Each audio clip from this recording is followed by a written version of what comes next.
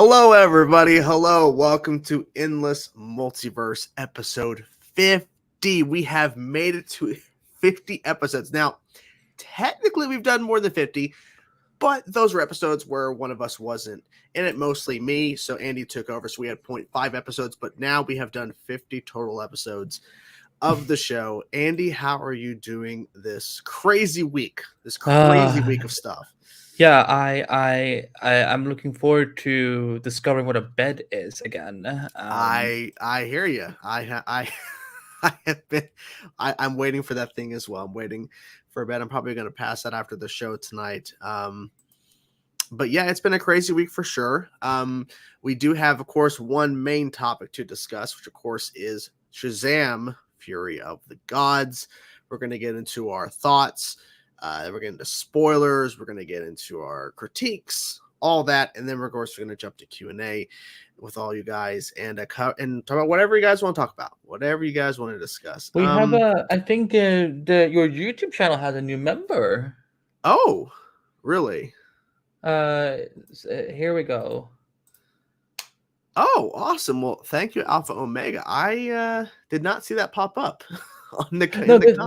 It was oh good lord, they did this like at 3:40 a.m. in the morning. Oh wow. Well, thank that's you. that's dedication. Well, welcome to the Chainsawverse. The Chainsawverse. Thank you for the Chainverse. Yes, the Chainverse. I'm actually gonna get the link to tweet out on Twitter before we dive in here. But thank you so much for joining. That really appreciative of that because it's YouTube's crazy. And but this movie, so you saw it today, correct? I saw it today, indeed. Yeah, because you said that it seemed like you enjoyed it. So we ready just to dive in? Yeah, let's just get into it. Again, guys. This will have full spoilers if you haven't seen it. Oh, well, look, I might remember. Ooh, thank you, reviews by ZH. Thank you so much. Thank you. And Justin says the Sawverse. But thank you, reviews, for that. Thank you so much for joining as a member.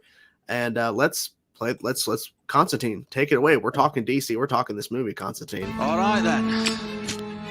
On with the show. On with the show. So, of course, as you guys know, we are talking about Shazam: Fury of the Gods. I like that. That's part of the official poster, I think. So I saw it last night. You saw it today, and I think it's safe to say we both enjoyed this movie. I think just based off of our kind of responses. I want to start with you because I don't believe you tweeted out your thoughts about Shazam. No, I didn't get any time. Okay. So what was your thoughts about Fury of the Gods? Well, I love the first one. I think it was a really, really good start to that franchise. And I love the idea of, all these the Shazam family getting to really come together very quickly in this universe. So when we saw that this was going to be very much about focusing more on the family this time around, I was thrilled, and all the trailers had looked amazing up to this. So I was excited. I was excited to see how they're going to do this, and I felt it lived up to a lot of the expectations that this film had presented itself, of like that it's bigger, it's bolder, it's more fantastical than the first one. So yeah, those are my overall impressions. First of all, what about you? I definitely agree. I felt like the first film was more focused on Billy learning how to be Shazam, to be an adult, and him exploring this with, of course, his new brother, essentially Freddy, and trying to work out that kind of dynamic because he's been through the foster system so much, going through different houses and trying to find his mom. There's a lot of like personal stuff with him in that film versus here. It is more focused on the Shazam family, but also they gave a lot more emphasis to Freddy in this movie, which I thought was really interesting. And in terms of the scope, definitely it feels like this is bigger in regard. Well, I think it's because of the fact that the Shazam family is more focused on, and they're all using their powers instead of waiting until the third act of the first film to reveal them. And it's interesting because the budget is the same. for this movie versus the first. It's the same budget. It's $100 million. It's crazy because it looks like it's more. It looks like they put more money into this, but it turns out the budget is the same as the first film, which I think is going to help it overall in the box office because it's not trying to go for a $200 million like Black Adam. But I really enjoyed how it was a different, grander story because now that we've already introduced these characters, we can now focus on them being the heroes and seeing the differences in them because you see more of their personality differences in this when they're in the Shazam form because they got more screen time. Like those actors got more screen time. In the first one, there was the kids got more screen time. So, but yeah, it was good. It was fun. And my wife enjoyed it as well. She had a good time with it. Hello, stranger. Hello. Okay, so specifically, what did you like? How did you feel about the villains in this film versus the first one? I like them definitely a little bit more than Dr. Savannah. And I think it's Mark Strong because I love Mark Strong. But I thought it was great that all three of them were very, very nuanced, very different. One of them was traditionally very more evil. The other one was kind of like very, very torn, and Thea was very much like reluctant to all of this. I love there was a different, even they were sisters, and had a similar goal. They had similar methods to how they wanted to achieve that. Because obviously I feel like the overall villain is definitely Calypso. But the villains again, because I know there was some people complaining about like why they're not using DC villains. I'm like, I mean, Shazam doesn't have the biggest rogues gallery in the comics. And I know there's a lot of people complaining about like there was a post credit scene from the not last season, from the last movie. Good lord, I think in TV terms all the time. But like, I think I actually prefer this. And it felt like it was, if you're gonna have a family of gods, you need a trio of gods as well. And this, I mean, you can't go wrong with Helen Mirren and Lucy Liu. Like, come on, like these are some Hollywood icons. And Rachel Segler, she's quickly coming up as one of the hottest names in Hollywood too. But I like this point from reviews from ZH, kind of making the point about these villains are intricately linked to Shazam's powers, so it's not like, okay, we're just given a bunch of random villains. These are directly connected to their father Atlas, the daughters, and how their powers were taken away, or is it, and even though it's like, okay, why were they taken away specifically? What were you doing that caused the wizard to take them away? So perfect point, as Dr. Doom said.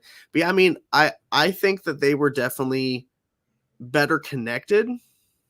And I think what was interesting about at least the Mark Strong's character is that in the first film, he was at one point to be selected potentially as Shazam. That didn't work out. So I got that connection. But I felt like this is more personal because now we know, okay, here's where the powers came from. It's like this is where it's all connected and tied in. And I think, too, I was wondering, how did you feel about the fact that the pacing was really, really fast in this movie? Like, there was no real slowdown. I didn't think about the fact that because I didn't look at how long the movie was. I was just like enjoying it for what it was, but I felt that like they got to the points pretty quickly, and but not too fast. Like it was satisfactory enough where like I felt that okay, this is pretty dope. Like I felt like we're getting we get to follow up a little bit what's going on with the kids. Just because boy did these kids grow in these last few years. Like I'm like sitting there being like, I feel old. Like when even Darla has like grown like I don't know how many inches. I'm like, yeah. I hate myself. But no, I think the pacing was actually good because we've already again we know these characters now, and I think in the first one I like the pacing of the first one because all these characters are new to mainstream audiences. But with this, like we're catching up with them now, seeing what they're doing, and it's a very charismatic cast. So like they really make it natural in terms of like you're not asking for more questions like what have you been doing? What have you been? I mean, the only question I wanted to get answered is how they got the new suits. Now we understand it was the Flash movie's job to supposedly Flash was going to come out first, then Shazam, and this was going to be post Flash reset, whatever. Now it's just magic. Yeah, I was actually going to ask about the timeline of this, but we can get to that in terms of the mid-credit scene and all that, like what that means. But yeah, I think that it was smart to kind of keep the pace going. I do think in terms of a critique, I really wish we did get a little more of the actual kids in this, because I get it, because the first film had a lot of them, because we didn't get the Shazam family until the third act. But I kind of wish there was a better balance between the Shazam side of it and then them being the kids. Like, they found some ways where some of their losing their powers, so they have a little more time to be them kid selves. But I just like they probably should have found a better balance. But I'm also wondering if some stuff was just cut in terms of pacing, because I wonder if, like, okay, Yeah, let me look at how long this was compared to the first movie. Yeah, I mean, I think Fury of the Gods was 2 hours and 10 minutes. I don't know what the first film runtime is, though. I don't know. It was 2 minutes. The first one was only 2 minutes longer. Oh, I like Dr. Doom's thing here about the movie was so awesome, everything it needed to be. It delves into great mythology. Surprise, Shazam has delved into Greek mythology more than Wonder Woman, my second favorite DC movie. That's actually a fair point. It is a fair point. And that's cool that it's your second favorite. That's cool that it jumped up, because I was curious what people thought about, like, where they would rank this, because I think if you understand what David Sandberg, the director, is trying to go for the first film and this one, it's not trying to take itself too seriously. There are some serious moments. I mean, especially in that third act when, Billy decides to make a decision that greatly affects everything. It takes his life. Like, that's pretty serious stuff. And so I was like, okay, I think he's doing a pretty good job with the balance, but also not to the point where it's like there's no jokes. I think the humor worked pretty well. What did you think of the humor in this? Yeah, this is the thing, because I know that one of the criticisms that the DC films have had over the years is that they are very grim, dark, which I think is an exaggeration. I just don't think it ever needs to be the MCU type of level. I feel like in this, again, I think that Shazam as a fighter, they know when to be funny and when to be serious. There were never times where I felt like they were stepping out of like they were overdoing it. Like, I can actually remember funny moments, and I can actually remember dramatic moments, unlike some of the Guardians movies, for example, where, like, the sequel, I feel I don't remember any dramatic beats, because the movie is so focused on just making you laugh as hard as you possibly can. So, yeah, like, again, this, I mean, for what's supposed to be the end of the DCU, like, I feel like this is a good, start of the beginning of the end. Mm-hmm. What about you? Did you vibe with the comedic and dramatic tones? Yeah, I think David does a great job, the director, of balancing it, because the first film was, it was establishing everything, because, like, we had not seen Shazam in film like this, so it was like, okay, so you got to walk that fine line, because Shazam could get to the point where it's too comical, because the whole idea of a kid becoming a superhero who's in an adult body, but they played off it pretty well. In the second film, they were just compounding on what was working in the first film. I feel like he listened to the feedback and went, okay, so what worked was the comedic side of things and the comedy, but it wasn't too much. And I think he did a good job of balancing that, because there were a lot of times where if a joke was added in, it would have taken away from that moment, And I think, even though it was kind of funny, the moment where Freddy is trying to sneak around to grab the apple, it was a great moment. We know that something's probably going to end up happening, but it's like, it's funny, but also it's like, okay, we're getting to a point here. It wasn't just being silly to be silly. Like, he was actually genuinely trying to do something for the plot, and he found a way to make it funny, and then, of course, knocks over things and the whole distraction of it all. So I wanted to actually ask about that. How did you feel about Freddy being the subplot B plot of it with Anne, of course, and Thea? How did you feel about him having the love interest versus Billy? Because you would think with a film like this, the lead would have the love interest, but they actually gave it to one of the well, I guess you could consider Freddy a lead as well, but like I was I actually mean, surprised by it's that. becoming more of an ensemble, I think, at this Yeah. point. I think this one was like I think the first one is definitely more so Billy's story, and this one Mm, is more about like the ensemble. So mm, for me, like, and I think because outside of Billy, and Freddy is the one that we're most attached to, and I mean, I thought they were cute together. Like again, I thought it was like it kind of hilarious that Anthea is like disguising herself as a high school student. A god goes into high school like this is how I find them. mm. But no, I dug it. I think it didn't feel forced, and it was kind of like it was there in the background, but it also like it still mattered in the end because that through him we learned a lot more about Anthea and how like she didn't really want to be like she didn't want to do what her sisters were wanting to do. She was like, I want we should do this in a peaceful way. Mhm. Um, so no, I dug it. Yeah, I think it was smart. I think that what would have taken away from the story is if he was smitten and he was falling for somebody who wasn't attached to the overarching narrative. It was just a subplot that is only affecting Freddy, but not the overall story. So I think it was smart to have one of the villains, as you were kind of saying, kind of a conflicted of it all, but ultimately making the right decision because the tree of life, like this whole thing, it wasn't supposed to be planted on Earth, and Yeah. so they made that point very clear. I I think one of the funniest moments is the unicorn sequences because we had been building up how she loves unicorns, and then she ends up riding a unicorn, taste the rainbow mother.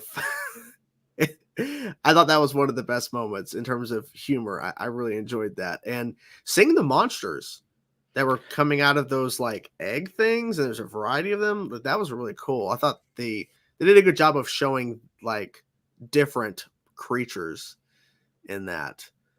We didn't see a lot of them though, but I thought it was cool.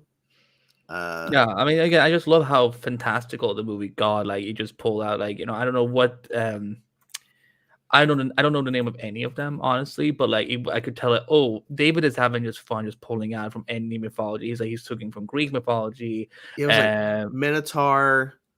There was a yeah, Cyclops, a Chimera, which it had the winged like lion creatures. I don't know what those ones that were coming out of the water.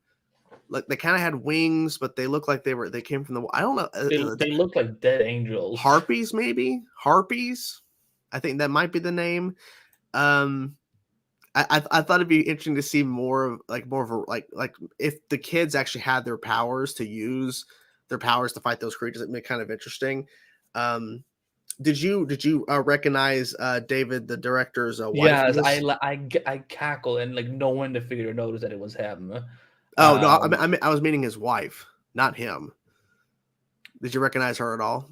where She was was- she? Well, Which one was she? well, if you remember in the first movie, she played like the assistant to Mark Strong's character, and then she got incinerated by the door.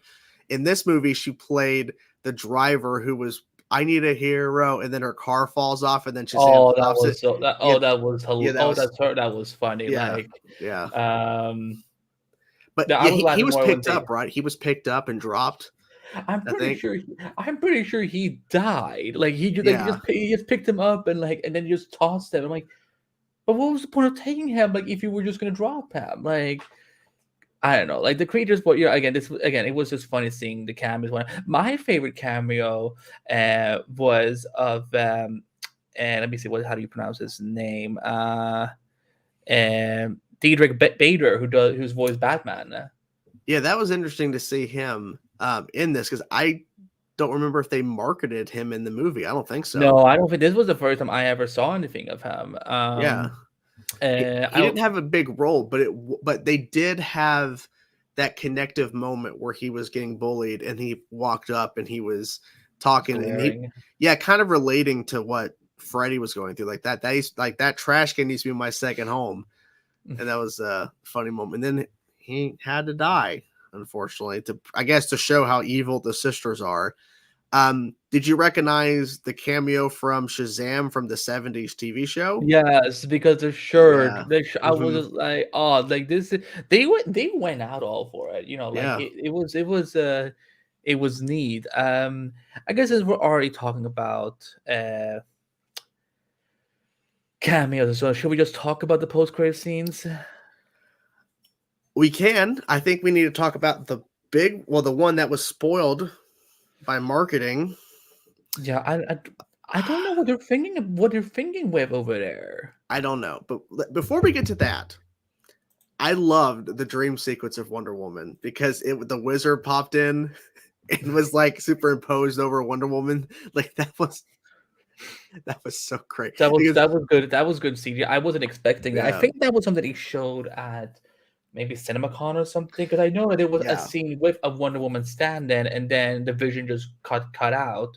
Oh, But that was like because when there's a full shot of the Wizard as Wonder Woman, I'm like, oh boy, this is gonna get memed. I think for some reason, but it was funny. I think people are definitely gonna have fun with that when the movie comes out. So Gal Gadot, worst kept secret in Hollywood at this moment. She's in this movie as Wonder Woman.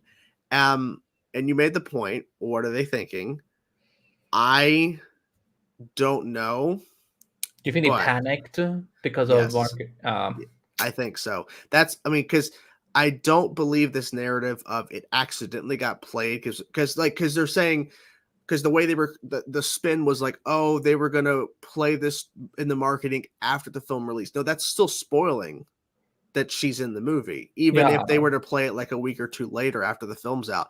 They did it because they were panicking because that trailer didn't leak until after the numbers were coming out of them predicting the opening weekend, which was 35 million, which is terrible. So they were panicking. And then, of course, the director, David Sandberg, was really upset online. Someone had said, well, after seeing that, I actually want to go see the movie now. And he's like, well, I guess if it helps. But you could tell he was so upset. And yeah, if you're because old, that's not he wants people to see the movie for Shazam, not for a cameo. Like this yeah, is like and this is he, the Superman thing all over again with Black Adam. yeah, he doesn't want to hear that you want to go see his movie because you saw a 2-second clip of Wonder Woman. He doesn't want to hear that. He wants you to go see the movie because but I think as well, the first Shazam did decent compared to its budget, but they were hoping probably for a better result. And I think the problem is the marketing showed some really cool stuff, but I just don't think people were that interested. And I think too, just the timing of it as well. I mean, literally this movie's coming out 2 months after James Gunn announced that we're rebooting everything. That we're pretty much Yeah. starting over essentially, not completely, but whatever, Waller, blow, whatever. But I think that's probably hurting. And I wonder is this going to hurt the Flash? Is this going to hurt Blue Beetle? Even though Blue Beetle may seem like it could be connected, since it has. I think Blue Beetle is the only one that's gonna make it into the new DC universe. So, but the question is this going to hurt the rest of the DC properties that comes out that are not a part probably of the? not Flash. I think Flash will be fine because it's just again it has Batman in it and people eat up anything with Batman in it. It's got Ben Affleck's Batman. It's got Michael Keaton's Batman. Yeah, Supergirl. Supergirl. Yeah. Okay, let's talk about the mid-credit scene. The thing that everyone was like questioning about, and James Gunn had to go on the defensive once again because of that sequence. But he had nothing to do with it. That people are just past because it's his wife. His wife was in it, so that's James Gunn's fault apparently. Right? Yeah, but once the character's in that friend, like Warner Bros. Can do whatever they want with her. Like if they want to say we want to put her in this movie, like James can't come in and say, no, I don't want her in this movie. Like he can't do that. I mean, he can make. I guess he can make the decision now, but for the upcoming movie, because now he is in charge. But it's like, like they were probably when this movie was made, there was probably not an idea of these studios back then. So, and they're obviously trying, and I think they were trying to maybe set up something for a potential Black Adam sequel. I don't get why people have such a hatred towards Jennifer Holland. I think she's a fine actress. I like her as Emilia. I think she actually gets more to do in Peacemaker. So I think people should just check her out there to just get to know her a little more. I feel like people only care is because she's married to James Gunn. If she wasn't, there would be no question. It wouldn't matter that she popped up here and there. And the fact that James Gunn had to come out and say, well, this whole because see, I even was talking to my wife last night coming home, and I was saying how I wonder if this was shot after the November decision of him taking over. Like, did they include this in? Maybe are they implying that Shazam's going to continue? But then he said that I've only cast her in the Suicide Squad. I was working on Guardians 3 when this was shot over a year ago. Yeah, there And you that's go. yeah, so it's like, okay, then I was wrong. This was shot a long time ago, but they used her specifically. And I think it's just because of people recognize her from Peacemaker, and so they were trying to make that connective tissue. She wasn't Black Adam as well, so there is some Yeah. connectivity there. You know, she had, you know, she works with the JSA, and I did think that Billy's whole like that name is very confusing for the rest of us. I also liked you know, because my John Steve McGee is John from Peacemaker. He's one of my faves, so like I love seeing him in this as well.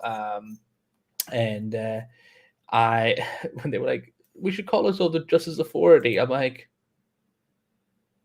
is this like did they not know that the Authority was going to become a thing when they filmed this? Yeah, I wondered about that because they were naming off a bunch of stuff, and of course the Avengers Society.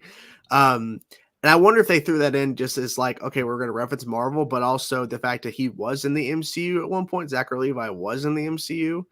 I don't know if that whatever that was, but I thought that was interesting. Or maybe the fact that literally it's kind of hard to come up with a name for a team when literally all these names have already been picked in terms of relating to the heroes and all that kind of stuff. Thank you, Darren. Good to see you, by the way. So the after credit sequence, I feel like I don't know. I don't know why it was in there, because I thought that after having that after credit sequence the first film that this was good, that was going to be the sequel. But now they're like, okay, well, let's have it again. It's like, I think when it comes to DC, we just have to accept that DC are the cockiest mother effers when it comes to post credit scenes. Like, good lord, what they will tease and set up, and then there's never any payoff for it. I'm like, maybe DC needs to move away from post credit scenes if they don't know for a fact that said next film is going to happen. Like, you know, what do we have at this point? We had Green Lantern with Sinestro. We had Superman in Black Adam. We now had two of these in Shazam. I'm trying Galleria with Linda Carter in Wonder Woman 2. We had which that's the one I wish they would pay off, because that was cool to get that reveal of who Linda Carter was playing in this continuity. I don't remember. Was there a post credit in the Suicide Squad? The Suicide Squad? Yeah. Look it up. There might have been. But the question is, do you think James Gunn and Peter Safran are going to do post-credit scenes in their upcoming stuff? I think they're only going to do it if they know for like a fact, okay, this movie is absolutely going to happen. This will pay off. So in a mid-credit scene, it is revealed that Weasel, one of the first team members, was believed to be dead while drowning at the shore, still alive, having survived drowning. In the post-credit scene, Waller punishes her subordinates by assigning them to a new mission with Peacemaker, who is recovering in a hospital. So it ties into Peacemaker. So yes. But the question is, will they now do that versus Superman? Right? Superman comes out. Are they going to have a post-credit scene for another Superman villain? Or are they going to have a post-credit scene for the Batman, Brave and the Bold? Is it going to be a post-credit scene for the Authority or something? Like that's the question, because the Authority, I almost think they have to do one, because to kind of just show like it's plays in the DC universe, like maybe like, you know, because there's I think there's a comic called Superman and the Authority or something like that. So I think maybe like they will like Superman will show up somewhere. I wouldn't be surprised if in the Authority they do have a DC character in it, like as like a minor role or something, or someone like that kind of operates as our eyes and ears, like for the audience of like, who are these characters? Like someone that potentially, like, or they could literally have Waller, right? They could have Waller in a scene, maybe one of the heroes or whatever that, I guess they're anti-heroes or whatever. That part of Authority, they meet up with Waller or something in like the opening of the film or something, and then so there's that connective tissue. Okay, so we know that that they're set within the Batman and Superman of this world, but they're kind of over here. Okay,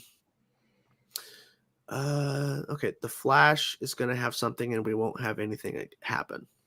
Oh, see, the Flash is going to have an after credits. I don't. That's the question. Because see, when James Gunn and Peter Safran took over, I would have thought that any potential things that would be after credit sequences would be removed. Because if there is no continuation with these films or these actors, why would you have an after credit? Like that's the question. Like, if there was no potential for a Shazam 3 because they're moving a different direction and they're not going to have Zachary Levi Shazam, why have these after credit sequences? Unless there is a possibility. Yeah, I mean, I think they just left it in there in case if the movie's a success, then they're obviously going to try to do something with that. With the Flash, I've heard a number of versions of what some of those post credits are going to be. I don't know. I don't know what the final version of this movie is anymore. I've heard so many different incarnations of it. I'm like, I am scared because I'm like, I don't know which version I like anymore. And no, people in the chat, I'm not saying anything. I'm not. You can try.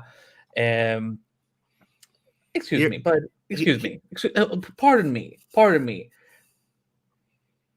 We have barely had any Amanda Waller in the DCU, but of course you prefer the white girl. Viola Davis is the shit. I am excited for her to get a big one. I'm hoping now that Jordan's idea happened that she is the one who will appear in the 40. I don't know if she should. I think she's going to be the connective tissue because since she has her own show, and they're keeping Viola Davis. I think that is the connective tissue to all of now, this. will she have an eye patch and say, "I'm bringing an authority initiative"?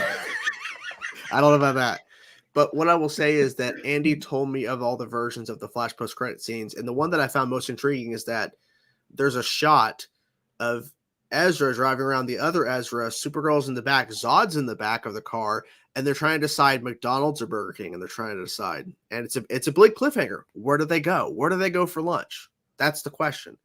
And so that is one big pile of shit. That's what Supergirl said because she doesn't want Burger King. She's like, I want McDonald's. I don't have to get them fries. Oh, thank you, Guitar Gangster, for becoming a new member. Thank you so much. Welcome. Thank you for supporting. Thank you so much. Thank you. Spill the beans, Andy. Do you have any beans on you? No? No beans to spill? I don't know. I got some comics here I can just show. That's kind of cool. Can you bring it a little closer? Superman for tomorrow. It's kind of a cool shot. Cool. Yeah, I'm trying to figure out, it's like pre-52 or is it new 52? I think it's pre-52. I just got a stack of different comics and stuff here because these are comics I can read, and because I'm trying to get rid of some stuff, so I got stuff to read to get rid of, and I was like, let me full screen. You can show them. Okay, so I got a couple different ones here. So, Superman for tomorrow, kind of cool. Got JSA, Darkness Falls. Ooh, it's kind of cool. We got another, I think, this is Legion Foundations. Oh, which one is Legion? Who wrote that? Who wrote it? Well, writers Dan Abnett and Andy Lanning are joined by artists Chris Batista and Chip Wallace. But yeah. So this is also pre-52, I guess. Oh, this is definitely pre-52, yeah, because Superboy is in it. Got a Justice Society of America: The Next Age. Oh yeah, the Alex Ross. I mean, that's one of the better runs of JSA. Yeah. And then I got a couple other stuff like these are like oh yeah, I got Wonder Woman Earth 1. Ooh, well, that one I actually really dislike. Oh, okay. I don't know. But Superman Earth 1 is really good. Just got Thor. It doesn't have any names. That Dr. Doom on it though. I don't know what his connection is to it. A Spider-Man. This is the Amazing Spider-Man, Peter Parker, the one and only. And then I have one more DC. I don't know. You might have heard of this. Robin War. I actually haven't heard about that one. It's pretty big. This one is definitely New 52, right? Yes, New 52. Cool. Yeah, these are ones that I've gotten over the last couple of years, and I've ordered through a site called Macari, which is like eBay.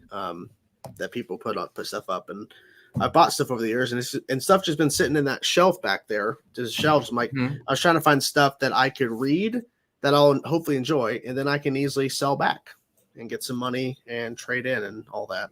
Because to keep stuff stacked in here is kind of ridiculous.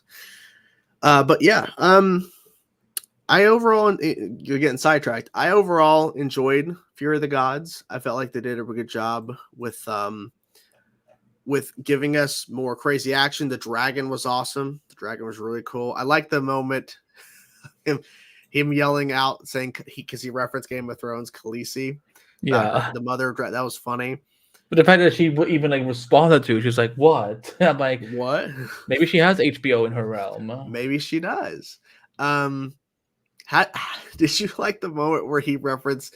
I think it was in a trailer, or maybe it was I think it might have been CinemaCon footage where Billy as Shazam tells Helen Mirren, who's in the Fast and Furious franchise, I've seen all the Fast and Furious movies, and it's all about family. I thought that was funny because she's been in those movies. Helen Mirren was in the Fast and Furious movies? Really? She's been in the last couple. She's going to be in the new one in 10. She's in the trailer. Yeah. She plays the mother to Jason Statham's character. She plays his mom. So. Damn. Yeah. We got to talk about Wonder Woman with the Gal Gadot. I mean, I feel like, again, it was really adorable. It was really cute. And like, it's kind of fitting that Black Adam had Henry Cavill's last appearance. Shazam 2 had Wonder Woman's final appearance, supposedly. The Flash will have Batman's final appearance. I'm like, yeah, we're really losing the Trinity. Yeah. And I mean, it's very clear because Ben Affleck's done with all of this. I really wonder what that was all about. But I mean, the thing is, I think they're all done. I don't think Jason's unless Jason Momoa Aquaman 2 makes a gangbuster amount of money. They might do a third one and just wrap it up. It would shock me if Ezra gets to continue. I mean, that'd be like ridiculous. Yeah, that would be if we lose Ben Affleck, Gal Gadot, and Henry Cavill, but we have to keep Ezra. That's why I'm like, James, what does Ezra have on you?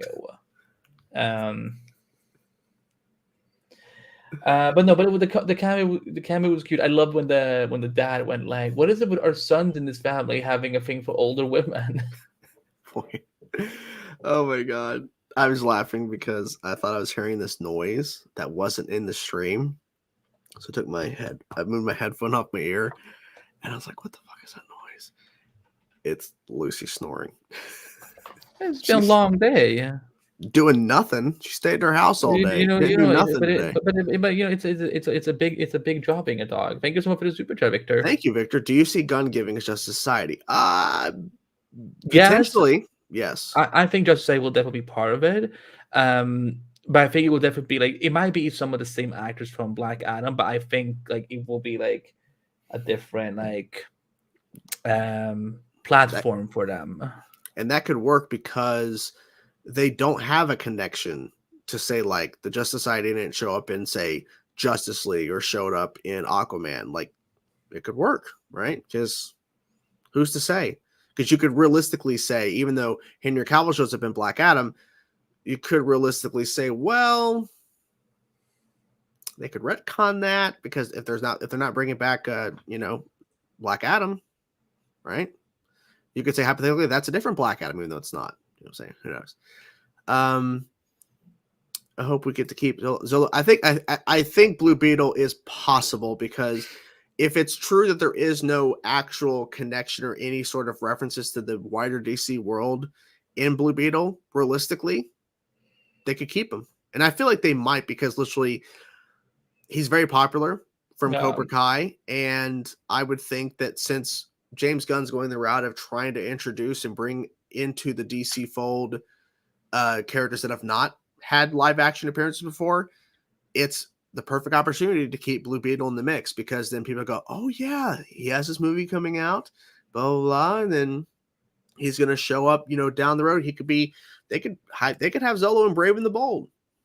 They can pop up. Who knows? Anything's possible, right? So I don't know.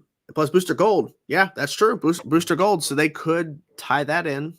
Yeah. So yeah. Any final thoughts on Shazam for the Gods?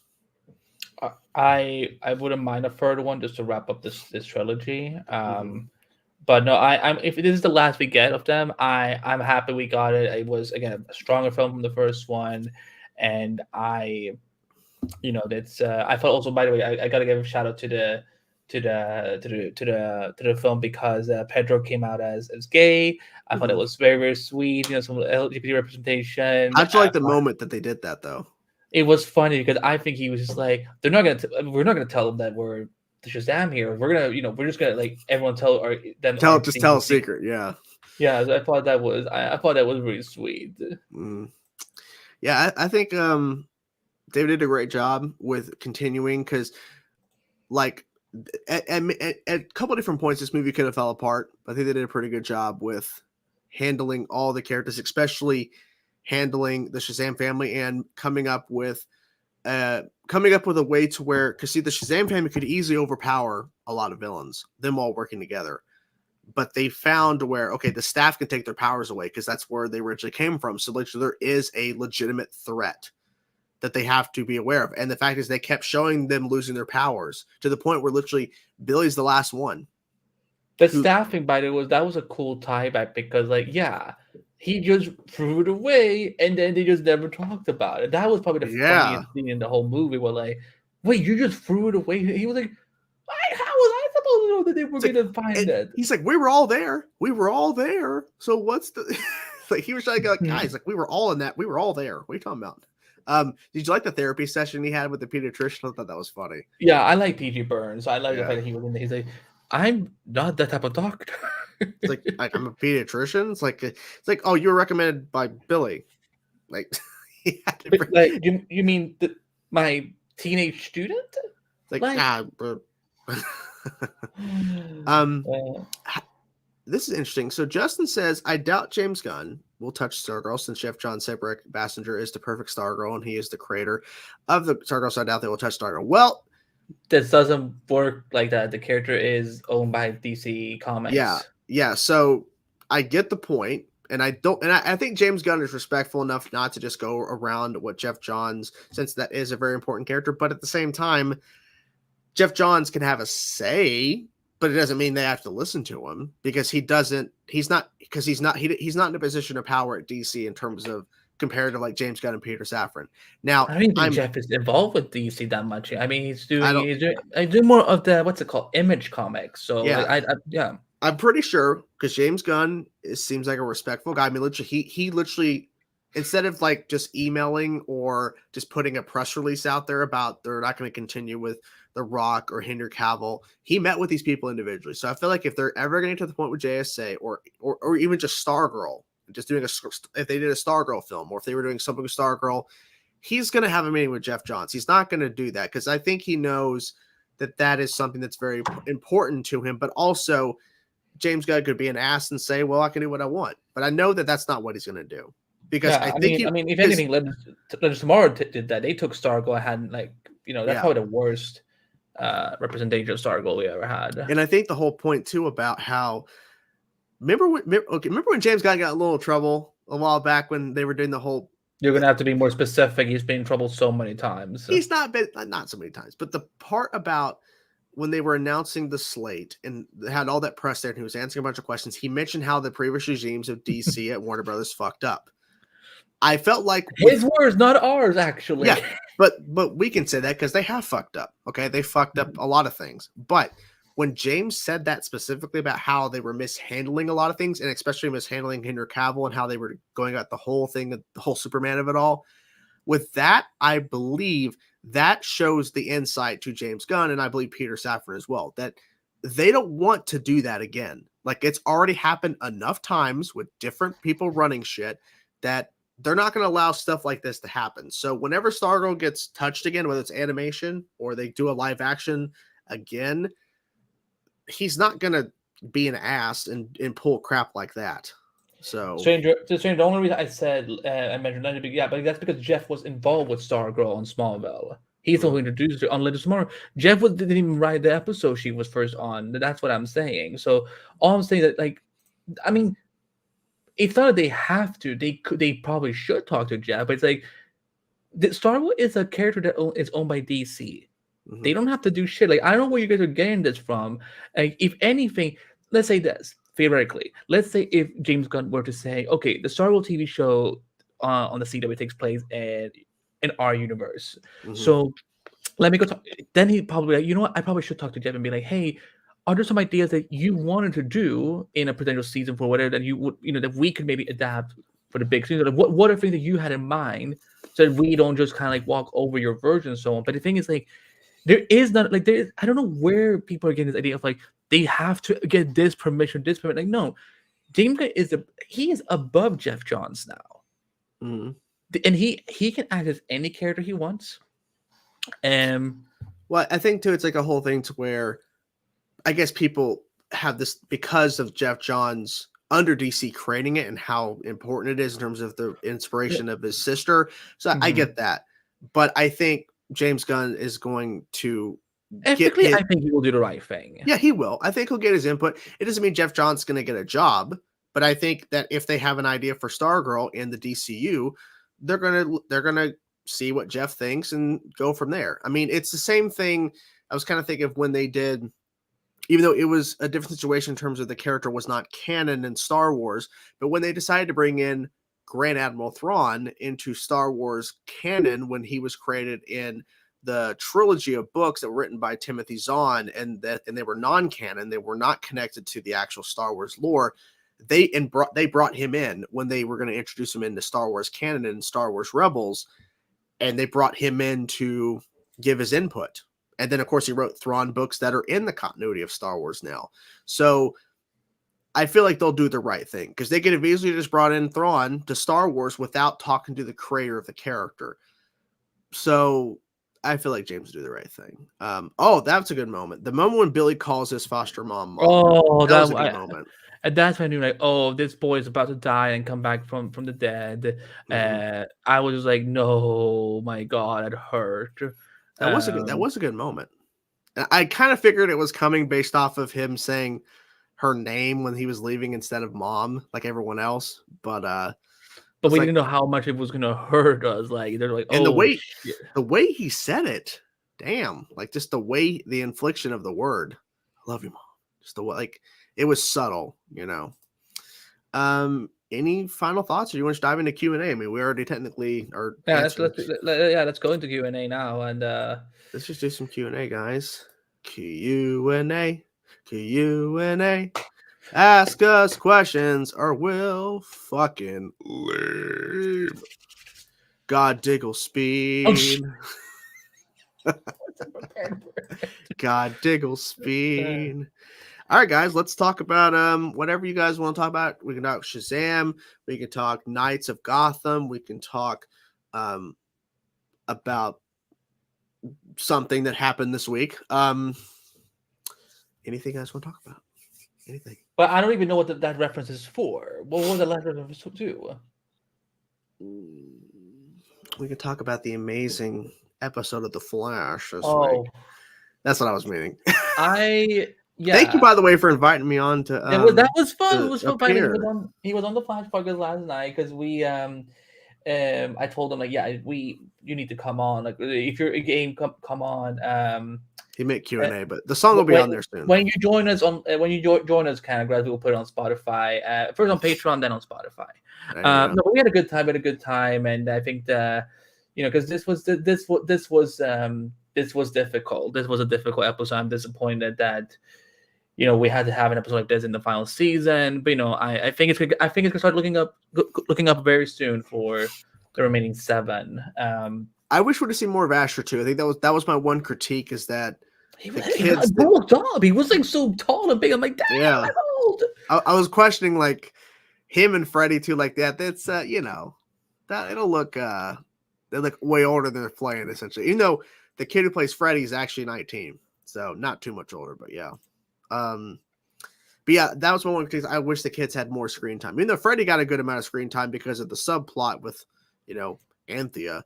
But it's worth saying that Anthea because I'm used to I'm thinking Thea. Isn't Anthea? Yeah, it's Anthea, but I'm thinking Thea. Thea, okay. But also I like how she made her name Anne, and then the reveal because Shelby turned to me, she's like, I'm like I didn't want to tell her that what she's playing one of the daughters, but I was like yeah because Anne, Thea, Anne, she's like I'm like yeah I didn't want to be because I didn't want to spoil it.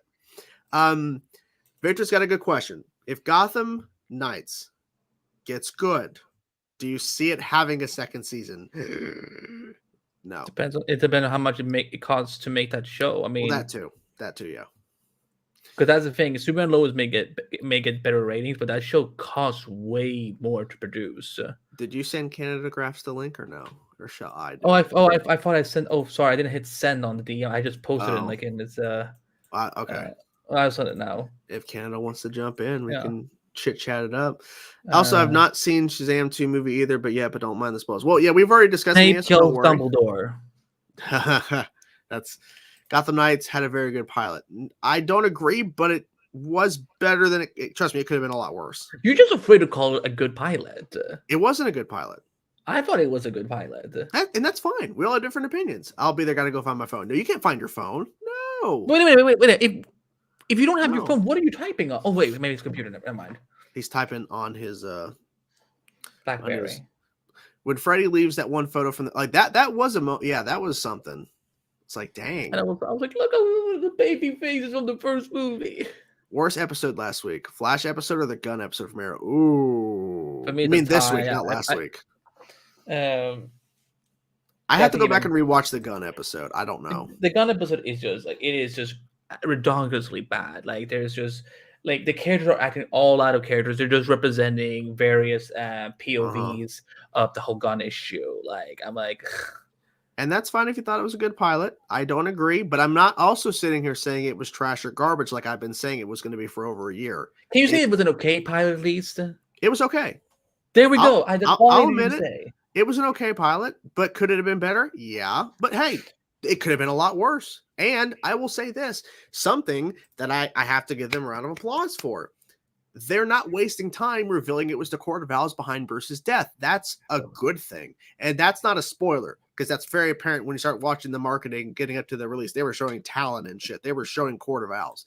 So they have 13 episodes. They don't have any time to waste. They could have made it to where they're not going to reveal Court of Owls till episode 3 or 4. They didn't waste time. So, I mean, the opening fucking shot, a couple seconds in, boom, Court of Owls on a coin. So, I will round of applause because they're not wasting time. They're getting to the fuck. And if the momentum continues in terms of, okay, we're not wasting time, go, then I think that'll make for a better story. Because trust me, they could be just taking their time, but they're not. Yeah, I would say I've said this to other people before. Episode 5 and 6 are really, really good, strong episodes that are coming up, especially with the. Is there breaks for Gotham Knights, or the fact that they've been done shooting for so long that they're going to just keep airing straight through? Do we know? I mean, they don't announce the hiatus until they show the trailer. So closer, yeah. Yeah, I would assume that. You know what? No. Hold on. Because he did this to me last time. No. Can we wait? Hold on. I want to show him before you change it. Oh, Patty Smith. It's Patty Smith. You did it to me last time, CG. Guys, his name was the Flash 9X6. So what's his name. This is why I don't come on here. Oh. Here, I'll fix it for. I'm fixing it. For him. I'm fixing it. Oh, Jesus! I had the fucking caps on. I didn't even know that we could change other people's names until I didn't know that either. Until he did it to me, I didn't know. Oh, you still ruined my title. Right, what was it? I see how it is around here. No professionalism at all. What was it? My title is The Flash, episode 906, only writer. Okay, let me fix that. Jeez. Oh, Give the man credit for the masterpiece he put together. Okay, so the Flash 9/6 only writer. Is that better? No one's ever gonna know the greatness I put together for everybody. Is that accurate? Yes, Sir? that is correct. Okay. Finally showing some respect around here. Thank you. How you guys doing? Well, we're doing fantastic. yeah, it's been a long week. Yeah. Why, was there something that happened this week? It's just a lot of TV. And a lot Well, of... I mean, yeah, things happened. I don't. Are you sitting down for this? You're sitting down for this? Okay. Hold on, let me just make sure. Make sure you're sitting. Oh yeah, there's a seat under me. Yeah, Okay. yeah. So this week we got, I think, arguably the greatest episode of The Flash ever. And I blame that on the writing. I blame that on the writer. Round of applause to you, sir. Thank you. Take a bow. Take a bow. Take a bow. You just calm down. just calm down. Just calm down. See, I guess you've been saying this a lot to other people who've been asking as well. Like, how could we have an episode without the Flash in it? I mean, yeah, I answer this question all the time when people have criticisms about the lack of a character on a show. Thing most people seem to not understand, and I'm kind of a little surprised because I have been bellowing this out to fandoms for over a decade, and I just thought like word of mouth would have got around by now. It's not just Arrowverse fans. I had to used to have to tell Once Upon a Time fans, Supernatural fans, Fringe fans, all sorts of fans. Actors, as a show goes on, they're already going to get paid very well. They're already getting paid very well. So the number one thing they're negotiating in a contract isn't more money usually. Yeah, that is part of the contract they're going to negotiate, but the thing they're negotiating most is how much time do I get off? Can I have a break at this point of the year? I really want to go to this festival that's going to be 5 days in the middle of filming season. I want that week off. Their negotiations is almost always centered around how much time do I have to work. Mm-hmm. the guys on Supernatural by the end of that show were working 3-day weeks. And remember, they were the leads. 3-day weeks. And if it was a holiday week, 2-day weeks. Really? Yes. Like if there was a Friday off or a Monday off, they only had to do 2-day weeks because there was only 4 filming days. Mm. And same with Stephen Amell. Stephen Amell had Fridays off, but in the last 3 years of his deal. So I don't know why people got this impression that actors just are on set 24/7, 365. They never go home. They never get days off. They have no pull.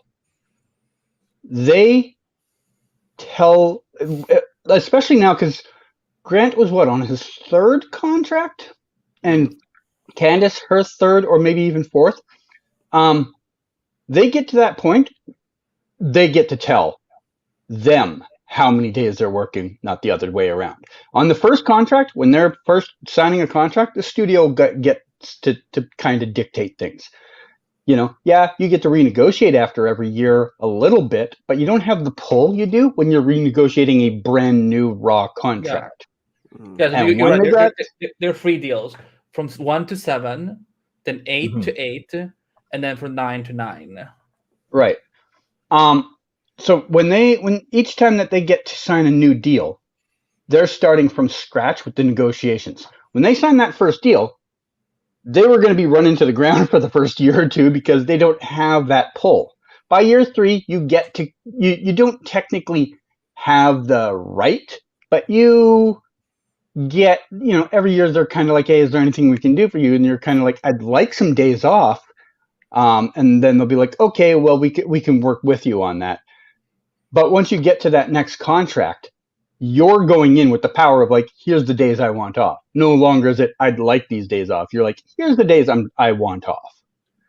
And I don't know if Candace and Grant scheduled it this way on purpose, or if the studio said to them okay, you both want a week off, or 2 weeks off, depending what it was, is it possible we can align both of your schedules the same way to have you both be off at the same time? So we're only really losing you for like one episode. Now, all the fans that tune in every week wanting Barry or Iris or West Allen, they don't seem to care that the person that they're tuning into the show for, that they allegedly care and love about this person off screen, wanted that time off. Mm-hmm. They feel entitled to this person on screen for 42 minutes an episode. And they just can't be. There's a reason we have all of these secondary characters on the show now. I saw people using the term like bloated cast.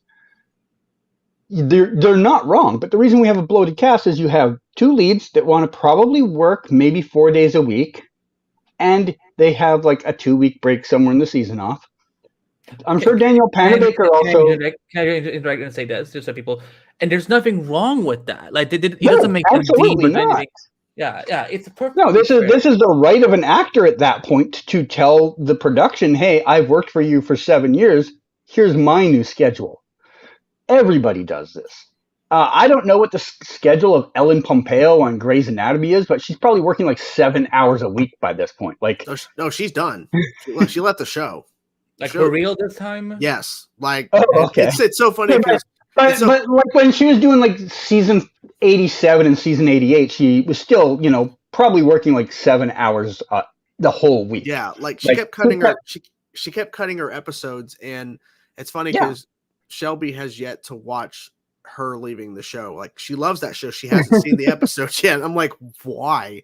But I think the other thing is, because some people are arguing the point that you're making, Ken, about how that these people that they're taking time off, blah blah blah. It's like, well, they have that right, and also too, there were like people like saying, well, like, you're just complaining because they left. Like, no, I get it, because they deserve time, but every single time they leave is when we get crap like this. But like, well, what could they have done better? A lot of things, but you can nitpick an episode. That is fair game. But the one thing I would say to anyone is, give me how would you have done it different? Yeah. I want to hear how you. Okay, I'll give you the parameters you have to work with. Okay. How would you do it different, knowing you don't have Grant and Candace on set? Your budget is thin enough. You probably can't bring in exorbitant guest stars, and your CGI is going to be minimal. How do you make this episode better? Absorptive guest star. Does that mean John Wesley Shipp, Jordan Fisher? Yeah, I would say those guys would probably be considered exorbitant. Like Sugar Lynn Beard, or however her name is, isn't pricey. Yeah. Do you see what I'm saying? Yeah. Yeah. I will say this. I can't answer that question because I'm not. But in terms of the parameters, I could probably come up with something better than what they gave us this week in terms of the focus and because I think I would bring back somebody who's appeared on the show before, not to the point of like John Wesley Shipp or whatever like that, but I would definitely not go that route. And especially how they just, anyways. I think one of the reasons I went with this character is her power is low CGI. Yes. That's why. Practical effects. So. Yeah. Yes. And she doesn't cost a lot to bring in. Now, could they have cut down on the Cecile and Allegra prominence of the episode? Yeah. But to do that, you're probably leaning more into John Corr, Brandon McKnight, Carmen Moore taking up those minutes. And is that better or worse for you? Better, because when I read the description, I thought this was going to be like a big Keon episode, because I'm like, there has to be a reason for why they justified having Keon spoil the baby reveal. I'm like, okay, but that's because next week they're going to explore it entirely. I agree. I think I would definitely rely more on, since I can't change the fact that I want Caitlin, if I got to do Keon, I think that should be more of a focal point, and maybe the guest stars tied into that. I don't know, but in terms of Allegra and Cecile, we could just maybe have a subplot about something, like there's a story that she's wanting to cover, and maybe that ties into Keon as well. I don't even know. It is weird that we had Allegra-centric episode, and not a second was spent at CC Media. Yeah, that's one of the biggest yeah. mistakes with the show. I feel like and here's the thing, Sue would have been a more convincing character to work at CC Media than Allegra at this point. Unfortunately, that actress is pregnant right now, so she's pregnant. Yeah, but for me, I would have. And here's the thing, because we said it on the Flash podcast last night too, is that Allegra and Cecile are just not. And it's no disrespect to the actors. I think they've had good episodes before on the show. They're not. Their characters are not engaging enough with this fandom. And I mean, this is the final season. They should just be supporting characters. So, I understand. This episode was purely done for budget reasons and because Brian Candace wanted off. And there's nothing. Oh my god! I'm getting tired of this whole thing. Like Paige said, the only reason Allegra get a lot of focus is Eric Walls created Allegra in the comic. First of all, it is his show now. He can put whatever character he wants on the show.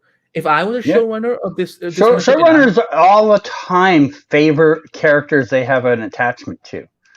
I know you guys vaguely touched on this earlier. I wasn't paying a lot of attention, but perfect example. Who does James Gunn put in almost everything? His wife. I was gonna say his brother. Yeah, his brother. Another example. There you go. Yeah, I just saw somebody that'd be interesting. I don't know. It'd be okay because I don't think nobody on the show would. I just thought about this kid even though there'd be no way to tie it in. Linda Park has been gone for so damn long. Could they have found a way to maybe have Linda Park involved? I don't know because there's no one there that would remember her or even know her. But let me look at what guest stars in terms of the later seasons. Let me actually keep looking because now I'm thinking about this. But I would have made it more of a Keon episode. This could also been a good episode to really also start to redeem Chillblaine a little bit.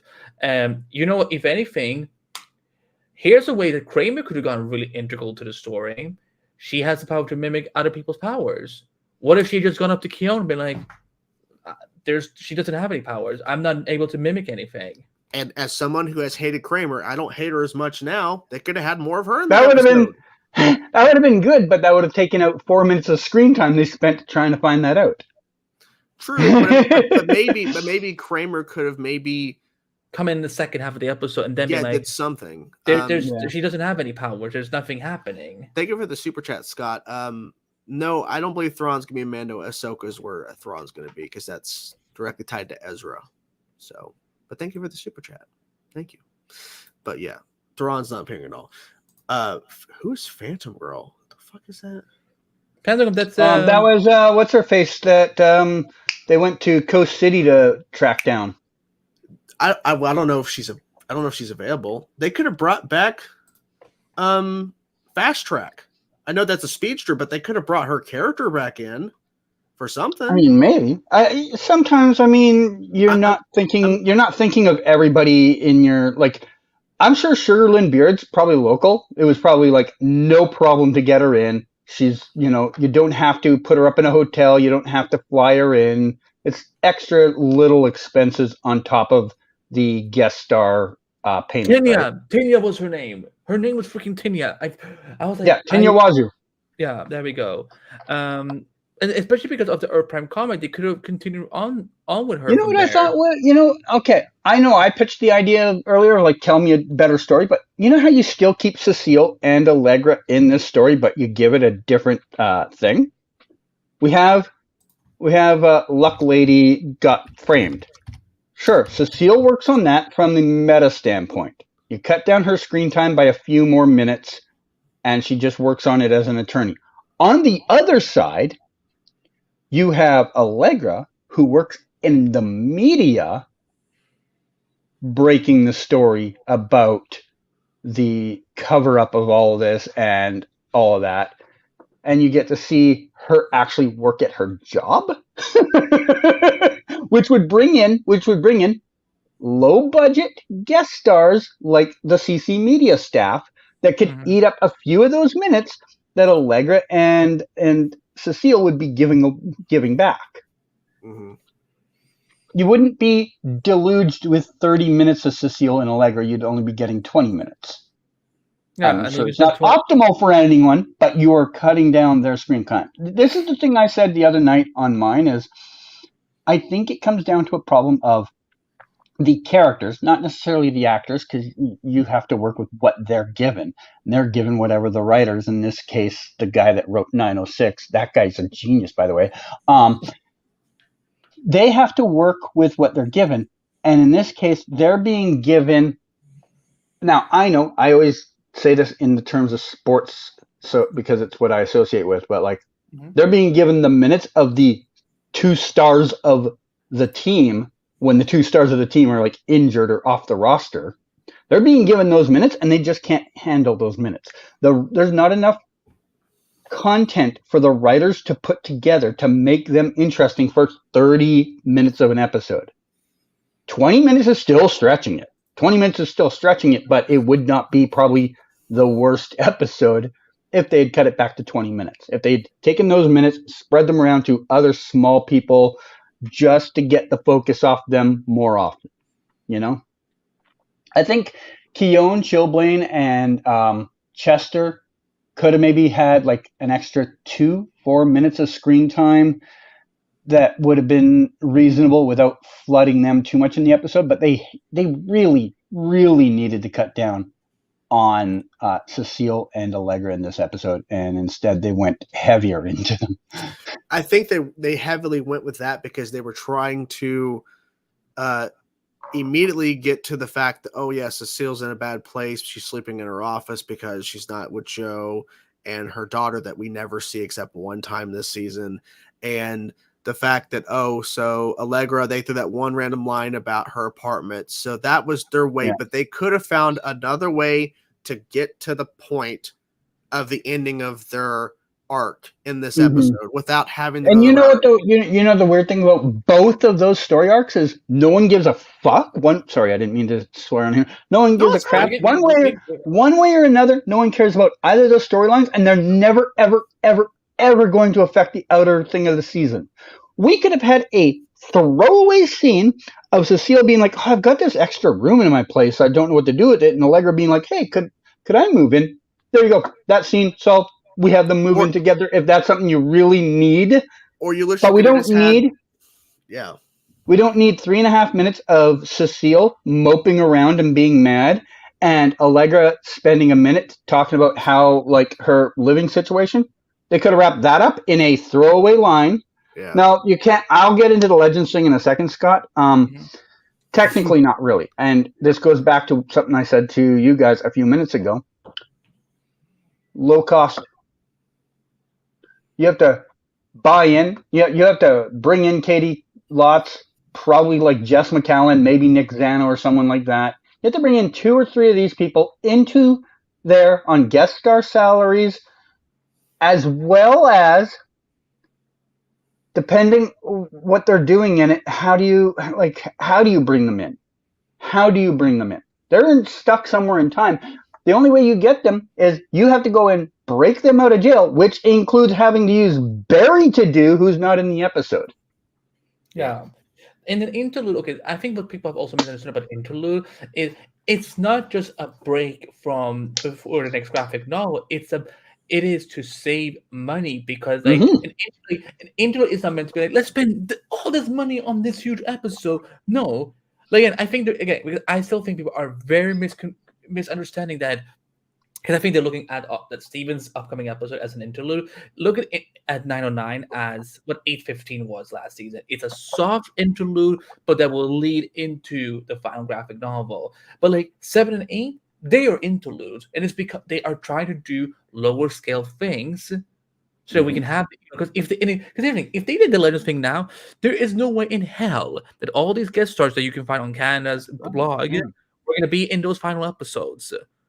Like you get every single dollar they saved went into those last couple of episodes, and it's this thing of like, okay, to everyone in the chat or even you guys, if you want to answer this, which situation would you rather have? Would you rather have 3 to 4 amazing episodes down the stretch with a pile of high-end notable stars, but maybe you get 2 or 3 shitty episodes because of it? Or would you have rather just had 7 mid episodes? Because that's your choices. Yeah, obviously your first thing, because Exactly. and I'm Yeah, sorry. we're sitting through. Think of this as like you just had to take a terrible medicine, but it's going to make you feel better in a few episodes. It's like getting Like- the COVID vaccine shot. Like, you will have the Oh, side there you effects. go. It's all demonetized now. All demonetized. No, we're But I not mean- saying that. But at the same time, it's like also the idea of like, okay, we're saving money, and that's a thing. But it's like, okay, if we're saving money, can we at least still have good stories? Somehow, some way, could they have? But that's the thing. I think we also have to understand that it is hard to make good stories on little resources. And maybe I think what the students should have been here is, instead of 30 episodes, I think they should have done Arrow's route, 10 episodes 10? that are final. Yeah. Hmm. 2. Yeah, that would have been interesting to see how they would have handled it. Because see, I even threw this out there. I thought with 13 episodes, they'd have a better grasp on it. And like, But look where this season is happening. This season is happening post Discovery merger. yeah, Like, I'm sure, and also next start, like, I'm sure those Yeah. two have factored into it into some degree, and it's Well, yeah. absolutely I mean, messy. I don't know. I don't know where the hard line comes when it comes to a budget. Like, let's say I'll throw out a number just to make it easy. Let's say $100,000. We know it's way more than that, but I'm just using a number. Let's say they're like, okay, we're giving you $100,000 an episode, but let's say you only really get 60,000 of that up front. Okay, the other 40,000 is kind of a in case you need it scenario. Mhm. DC or Warner Brothers gets bought out. CW gets bought out. All of a sudden, they come to you after these, and they're like, "By the way, we're giving you 75,000 instead of 100,000." That's what happened to these guys. I heard from multiple people, and this was right around the time of the CW thing. All of a sudden, I was hearing this from all these guys. Was they'd had their budget cut.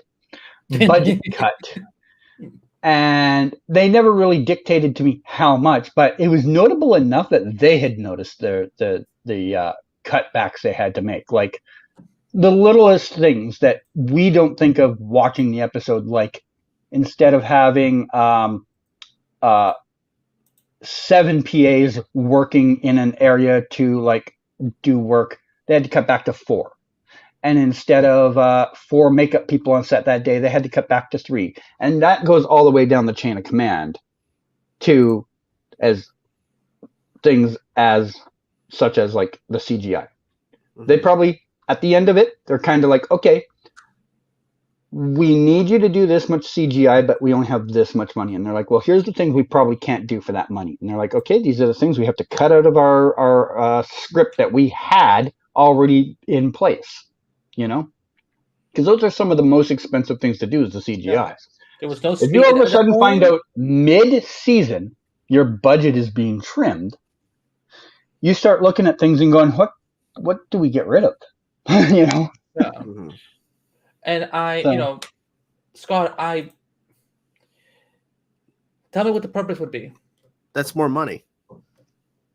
Is he talking about Legends cameos? He's talking about Legends. He's talking about Legends. No. And the thing is that we have to start accepting the fact that it's not No. Eric's fault that the Legends showrunners fucked up their own finale.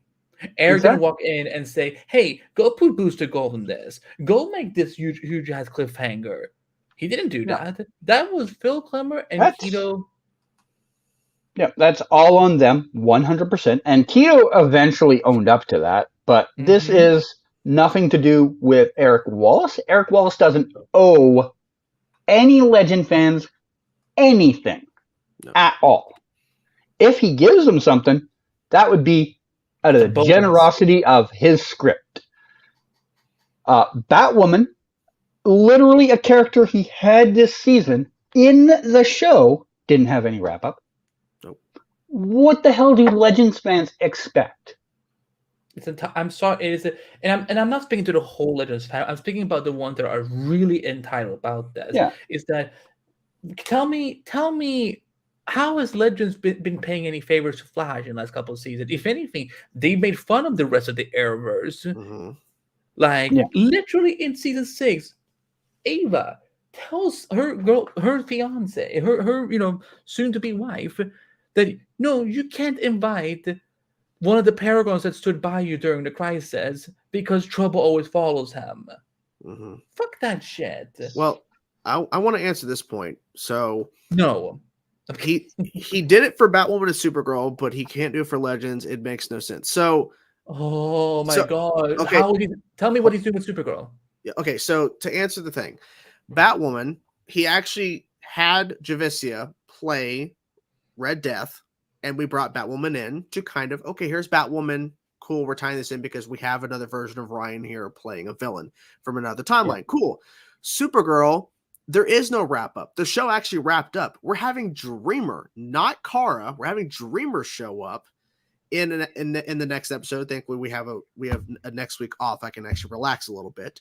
But it's not Supergirl, and that show actually completed and finished. It wasn't canceled like Legends.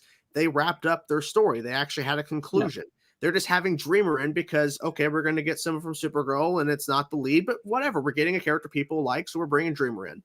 Why Legends? Because, as it's been stated, budget, they'd have to bring in at least a few of them or all of them, and they don't. Yeah, even if they didn't, bringing in Katie Lotz and Nick Zano and maybe somebody else would cost them a lot of money. For what? It would, and even if Eric Wallace did that for, say, hypothetically, episode 8, brings in a couple Legends to wrap up, you know what's going to happen? The Legends fans are still going to bitch and complain. So you're still wasting time because it's not going to do anything for the Flash story.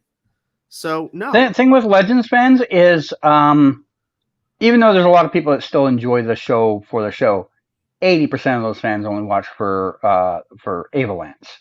Yeah. And if you don't have Katie and Jess on screen together, they're going to be mad that you didn't wrap it up properly. Exactly. If you bring both of them in, that's 2 guest stars you're paying.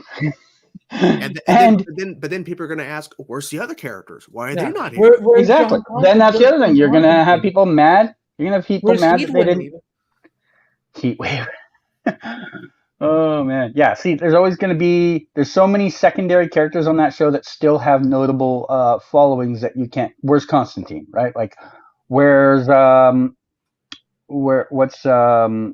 Zari? Like, all of these fans on that show would expect their character to get an individual wrap up, and you can't. You cannot waste that much time on that. And plus, you would have to go through the actual process, as I said earlier, of breaking them out of jail to even start this wrap up. And you are only able to do that with The Flash. You are not doing that with Cecile and Allegra. So, can you imagine? Yeah, I can actually. I can imagine a scenario where somehow they make that happen. Exactly, Scott. Here you go. So why are you asking for cameos? I clicked it too. You pick it. You click it. It's your channel. Okay, sorry. I saw that same thing too. I didn't even know that, but there you go. So we don't need to see it. It's already been established. Yeah. So what payoff do you need? Oh, did they? Well, there you go. Yeah. So like again, it's like bringing 8. Okay, so it is one thing to bring in Stephen Amell, Keenan Lonsdale, David Ramsey versus and then the actors that you can see on. But let me just cut in for a second. Flash fans, don't forget, we are doing a Flash episode, are going to want those characters way over Katie Lotz. Yes. So where are they going to put their money? Are they going to put their money to appease a few fans of a show that doesn't even watch their show? Or are they going to put that money into appeasing fans that do watch their show? Yeah, think about this as well. The connection. This is The Flash. Okay, it's the final season. Do you want to bring in characters of a show that try to disconnect itself, essentially, and they were making fun of the crossovers and they weren't a part of things? And as he pointed out, a lot of people watched Legends only for the shipping of it all. Or do you want to bring in the character of Stephen Amell's Green Arrow and have Kid Flash, who's a character we've loved throughout The Flash, and Diggle, and having a character like Oliver, who was directly connected to Barry when he first appeared in Arrow Season 2, and how Arrow started the Arrowverse in terms of this continuity we've been following all these years? Would you want that character and Diggle and Kid Flash, who's been around, and of course, we wish he appeared more, but it's okay, over Legends. And I think 99 out of 100 times, people would say Oliver. We want Oliver, Diggle, and Wally. We don't want the Legends, because you want Oliver and Barry together again. You want the bros. You want them together again. Here's the reality. Like, let's think of all of the.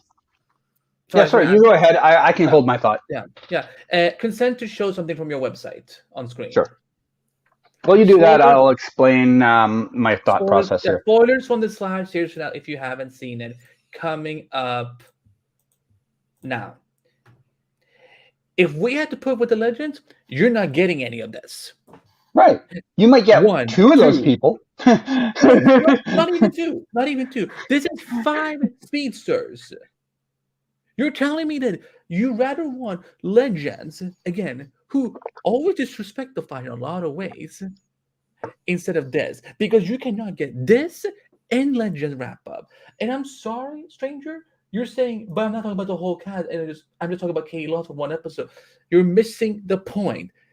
Legends of Tomorrow is an ensemble show. So if Kayla shows up without Ava, then the Avalanche fans are angry. Like, just like CG said, if you don't bring in Zari and Barrett and Matt Ryan's two characters now. But I don't think many people would care about the second one. They just would care about Constantine. Yeah. You know.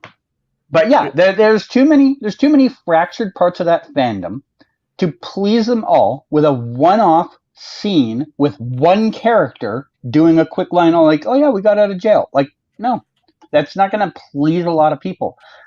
The shippers are going to want full closure on what happened with Avalanche. Fans are going to want to know if Zari and what was Nick Zano's character's name?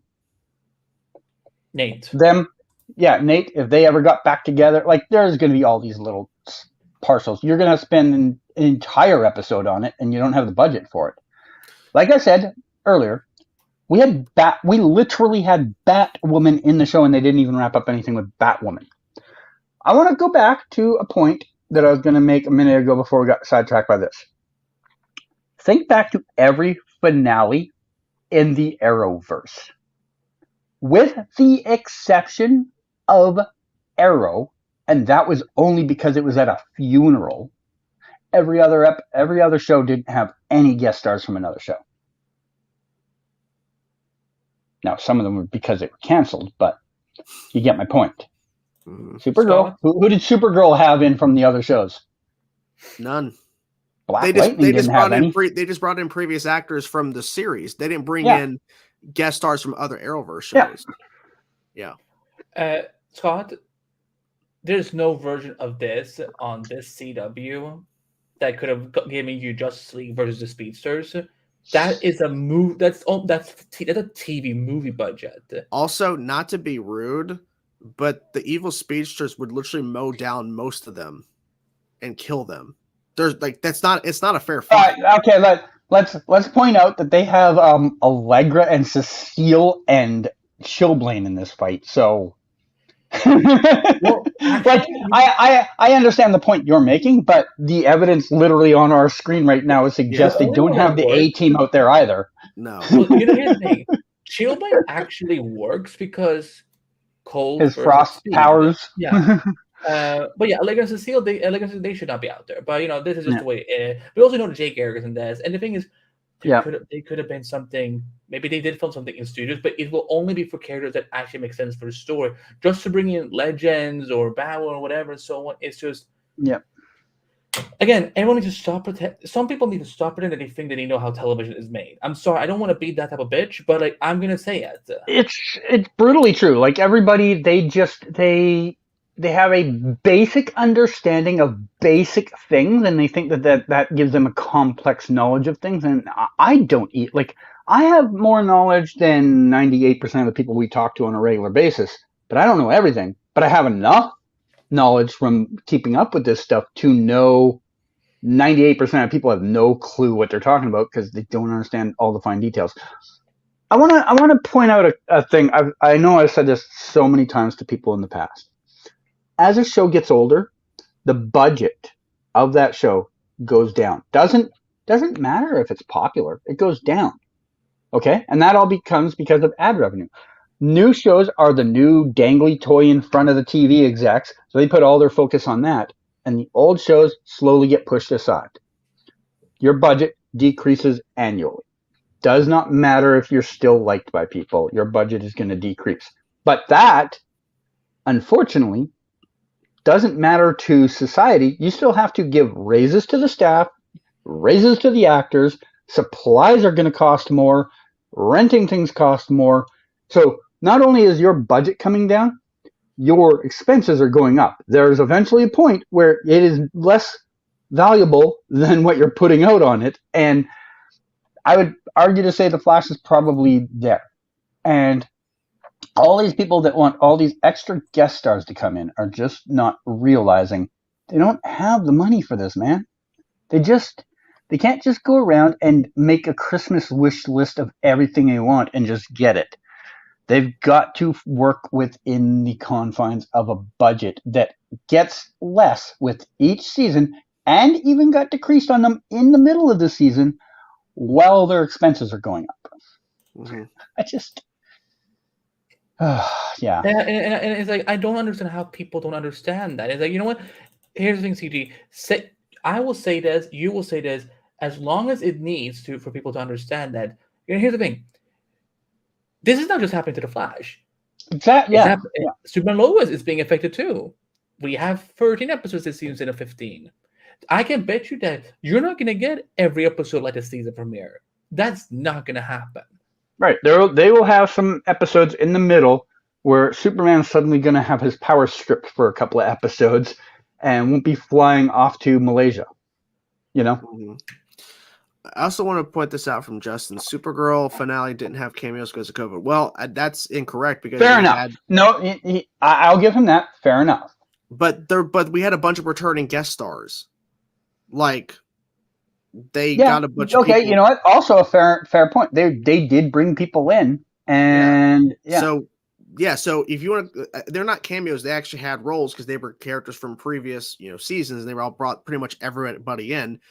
But like, it would make no sense. Like in terms of what was mentioned about Oliver's funeral and that being the finale, they brought in, of course, Barry. They brought in Kara, and they brought in pretty much everybody from Arrow, of course, before COVID. But it's like that made sense because the funeral, the Supergirl finale had all these returning heroes and characters. They didn't need to bring anybody else. Like they just didn't need. Well, I mean, you're on one aspect kind of right, but let's be honest. When you're fighting like a world-ending like thing, you're gonna call in the Flash and Superman. You would think, but they probably couldn't afford them to show up. But no, I'm saying like in reality. Yeah. If there was no budget, then right. Whatever you want. If this was animated, of course they would have brought everybody in.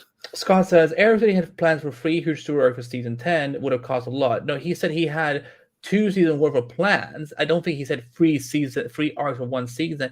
But here's the thing: if he wanted to have done any of that, I think if season 10 would have happened, I'm pretty sure Daniel Panabaker, for example, this would have probably been her last season. And that means that it's another cast member that is, I think at the end of this season, they would have had to make the hard decision. Do we keep Candace or do we keep Danielle? Because those are your 2 most expensive contracts after Grant. Yeah. One of those 2 would have had to leave. And it would have been Danielle because, Iris is more, I agree. You're probably right. But I'm pointing out that they would have had a choice to make. Yeah, and possibly here's the thing. I know that people say that they're so in favor of Cecile. So I think by the time Joe was gone this season, I think pretty sure this would have been Cecile's last season too, because they would have had to let go some people because Cecile, you can't like this. Yeah, because Danielle Nicolette's next longest cast member, right? After the main 3. Yeah. So she would be making the most per episode out of all of the secondary cast. She would have probably also been on the. I mean, most people would be happy with that. But point being, that's one less character you have a connection with, and it's not like they're just all of a sudden going to be like, well, we're just going to give Grant more screen time. No, they're going to bring in a new character you know nothing about to take some of those minutes. That's probably getting Max a new Mercury. Rookie contract. Probably Max Mercury.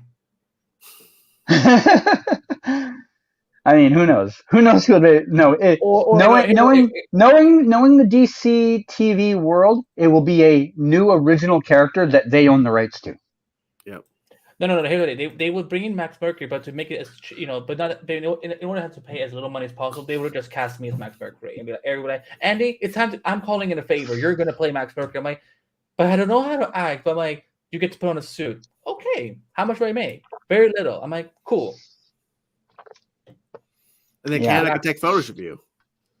Oh my god! And I would like because I would totally just to mess with CD. I would totally completely. And I don't know. I would wear my coat and be like, hi, thanks, okay, bye. Hey Andy, will you sign? Like I don't know how to write things with a pen. I can give you a digital. I'm actually my writing skill. This is why I never want to be famous because if I have to sign autographs, I have to tell every single fan I don't know how to sign. I kept I've written by hand maybe 10 times this year. Mm-hmm. That's how. Fun fact: most people don't seem to know how to write based off of the autographs I get. This is my only pen in my house. And he uses it to scratch his neck. my wife, since her job, she has to write all the time. She my chicken scratch is nothing compared to her. Like she's just, it's crazy. Her signature. I'm like, I don't know. Yeah, my writing skills went down the toilet in the last 15 years because most of everything I do is on the internet. But yeah, let's move on from this. This became a little bit of a rant, so it's. What is Superman Lois getting renewed for season 4? 0.1. Nah, I think there's a fair chance still. I think it really will come down to how well the first 2 to 4 episodes are received. I think there's still a fair chance. When I saw people at the set, they didn't know anything, but they seemed hopeful, which is far from when I would talk to other shows that were, always on the bubble. Like when I talked to Legends staffs back in the day, from like season 4 onward, every year they walked out of work wondering if they were coming back. They're just like, I don't know if we're coming back. Yeah, if anything, I would guess if there's a season 4, it will be a shortened final season. They will go down from even 13 episodes to probably 10, because this show is gangbustingly expensive to make. And I think it will be a final season. And I think because there's been a lot of talks about that movement, there's been speculation about that movement to Metropolis, that would trim at least, because I just saw today there's 10 series regulars on this show this season. I bet you half of them would not even. Yeah, Chad Coleman is a series regular. I didn't even know that. Damn. Hold on, you can keep talking. I'm doing the math in my head. Yeah, I'm looking at this now. So the premiere got, in terms of its live viewership, 0.75. What's his demos? Well, I mean, I'm just seeing on the Wikipedia. I'm not sure that detail. Okay, I'm just looking at. I can look but like in terms I of can the think of comparison, 9. I can't think of the 10th. In comparison, the finale of Superman Lois season 2 got 0.82. So it dropped a little, but there was some episodes in season 2 that got 0.68, 0.73. Okay. Yeah. So the other difference that a lot of people. So I'll get to the main casting in 1 second. Mm-hmm. A lot of things people are gonna have trouble with when they look at these numbers is realizing the show started in March this year and not in whatever month it was last time. January of 2022 is the beginning. Yeah, right at the start of the year when you have to look at these March numbers kind of similar to March numbers of last year. Sure, it's a season premiere, but we're this deep into TV season for other people. They're not picking up a new show in March, Yeah, March 1st, episode 6, season 2 got 0.76. Episode 7, March 8 got 0.77. So yeah. Yeah, and you take the natural season after season decline, that's not outrageous. They had a 0.1 in demos. So it's basically the same as Flash got. Yeah, so that's the thing. No. Don't look at these numbers. I need to bring this up because how much of a laugh did you honestly have learning that episode 6 was tied and technically ahead for the highest viewed episode of this season of The Flash? I feel bad for everybody who tuned in live. How though. I want to know how that happened. I wonder if it's because the Red Death arc. People are like, "Oh, okay," and then so they're like, "Oh, let's tune in to see what happens." So here's the main cast of Lois season 3. So okay, hold up your fingers, get ready. Tyler Hoechlin as Clark Kent. Not you, Shane. So I was proving this to Canada, but you can participate. Elizabeth Tulloch as Lois Lane. Alex Garfin as Jordan Kent. Michael Bishop as Jonathan Kent. I think I figured out the one I'm missing. Eric Valdez as Kyle Cushing. Ugh. Indy Navarrete as Sarah Cushing. Wale Park as John Henry Irons. Yep. Taylor Buck as Natalie Lane Irons. Sophia Hasmick as Chrissy Beppo. Chad L. Coleman as Bruno Mannheim. Boys, it's Dylan Walsh as Joe. You're missing someone on there. And then Emmanuel Shariki as Mayor. Yeah, so that's 11. It's 11 even. So it's like, yeah. Yes. It's actually 12 if you include Sam Lane. 9, 10, 11, 12. Damn. So you didn't even have it right. I could only think of 9. I forgot Sam Lane, and I forgot John Henry and his daughter. Holy shit. Yeah, you're right. So a couple of those people are going to be missing next season. If they move from to Metropolis, there's the entire Lang family gone. Yep. Yeah, so that's 1, 2, 3. That's 1, 2, 3 cast members. If they move to Metropolis, then Chrissy will not be coming with them. That's 4. And then I think, if anything, the best solution would be that General Lane remains at the Kent farm. He takes care of the farm, because this is the thing. This is what I don't understand how they're going to solve that. The whole premise of the pilot is that Clark loses his mother, and to honor both his parents that have now passed away, sadly, is to buy the farm. There's no version of this where he just like, I give up. Let's move. I heard, might have even been you guys in the past bring this up. I have a theory on how that happens. The farm gets destroyed. Mm. I mean, they don't want to live in a crater. I mean, that could happen.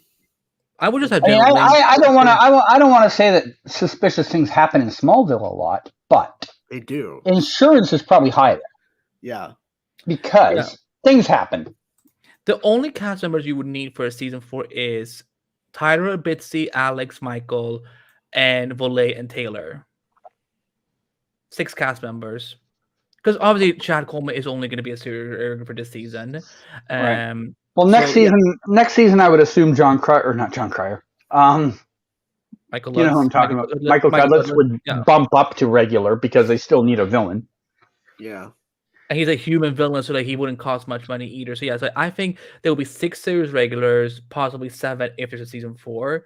There's just no way to bring back all these other characters, and I think we will go down from 13 episodes to 10, and it will be final season. Like I just, sadly, this is on a best case scenario. Because look at almost every CW show this year only has 13 episodes. You know what? I will go through them because Winchester's and Walker Independence, they only had 13 episodes. Gotham Knights is only going to have 13 episodes. Superman Lois is only going to have 13 episodes. Flash is only going to have 13 episodes. Wow. Hold on, I'll be right back. Spoiler. You're not going to drive all the way out to that farm. He will. I want to just to take shots of it, and I really probably should soon, since maybe it's already been torn down. Let's see. Kung Fu had... How many episodes did Kung Fu had this season? And that's films. No way that got more than 13. It had 13 as well. You're right. Yeah. All American Homecoming had. They don't have a 22 episode type season in their books right now. No. Like I think you named their most successful shows already, and none of them are 22. And let's look at All American. All American had this season. They had 20. Justin's saying Walker got 18. Really? Okay. I don't know. No, wait a minute. Season 5 had 15 episodes of All American. Then we look at the Riverdale is only the one that's going to have 20 or 22 episodes. So. I don't like Riverdale. What the hell is Riverdale's production time? Let me look. Because you told me they're still filming. Yeah, but they also started late. We have a super chat from Naruto talking about Lance Reddick, who passed away today. Yeah, I saw that. Heard about Lance. Yeah. One of the best parts of Fringe will be missed. I haven't seen Fringe, but it's crazy. Literally, he's in John Wick 4. I believe he's in John Wick 4. Yeah, next week. He was doing promotion for it. Yeah, he apparently didn't go to the premiere just like a day or two ago. Yeah, he shot a video from his house or something. Yeah. But thank you. I have watched Fringe. It is easily in my top 3 favorite shows ever. So when I got a text this morning from one of the guys I know, told me about it, and my first thought was like, "What? No." And then I went to Twitter, and yeah. And I believe in January they announced he was playing Zeus in that Percy Jackson Disney Plus show. And I think he's already shot. Really? Well, yeah, he would have shot it by now because that's already wrapped. Okay, so yeah, they announced that back in January. Really? I don't recall hearing him being here, but it doesn't surprise me because a lot of that kind of went under the radar. It was really hard to find stuff on it. I don't see that. Oh, it would be an upcoming. Yeah, you're right. Yeah. Kang, stop spoiling shit. Kang from the future knows Cicada's the villain for Superman and Lois season 4. Wait, what? How? Well, he's Kang. He's from he's from all the timeline. He knows. Yeah, but there's no way Cicada would be a villain. You don't know that. Maybe now Cicada's going after Kryptonians instead of Metas. But yeah, as we can see, the CW, like they're being hard this season. Yeah. And they're to be fair to the CW, they have to make room for golf. Yep. Some auto racing thing. And now they have F-Boy Island. What? They bought a reality show from some other network that canceled it. It is not good content. It is not good content. They bought it from HBO Max. No, you're kidding me. Yeah, F-Boy Island revived at CW following HBO Max cancellation, March 17th. Is that who had it? Oh God. Oh my God! Why didn't CW just buy the Batgirl movie instead? Too much money. No, Warner Brothers is in talks to buy that $150 million rom-com that got dropped by Netflix. I'm sorry. Wait. Mm-hmm. Wait. $150 million rom-com? Yes. Stop. What? Talking. You're telling me $150 million for a rom-com? Yes. This came out a couple of days ago. Netflix was canceling the $150 million rom-com budget Netflix film that had, I think, who the fuck was in this? Hold on. You go to Twitter because I responded to it on Twitter. I can't fucking believe this. Oh, it's true. No, they haven't bought it yet, but they are in discussion. Batgirl cost less than this. Okay. This came out yesterday. Warner Brothers is in early talks to acquire Nancy Meyers, a $150 million rom-com. The film would have starred Scarlett Johansson, Owen Wilson, Penelope Cruz, and Michael Fassbender. It is unknown if they will still star in the film. Source Deadline. Now, there's no way that they will still be attached to that if it's going to Warner Brothers. Yeah, so Warner Brothers. Yeah, so Netflix canceled it a few days ago, I think due to set issues or something. I'm trying to go back on my Twitter feed. So the reason that would be $130 million isn't because it was like expensive to make. It's because that cast probably was $60 million right there. Yeah. Okay. So Netflix canceled. It was at $130 million. I don't know if it's 130 or 150. Still, it's terrible due to budget issues. Is why Netflix canceled it. And yeah, because that cast alone is like 60, 70 million. Yeah, and I can tell you right now, if it's 130 or 150 million, if Warner Brothers bought this up, they would be literally burning cash. I used a GIF of, I think it's from Warner Brothers. Okay, so the headline is a little misleading because they wouldn't be buying a $130 million project. They'd be buying a project, giving that project its budget idea, which would be like $10 million.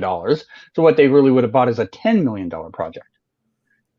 Because they would cast 7 unknowns instead of the cast Yeah, they have. and then at that point, I mean, it's still ridiculous. I mean, I don't think Warner Brothers should get near this at all because, like, we spent all these fucking months trimming, canceling, pulling all these things. I am so fucking tired of this nonsense.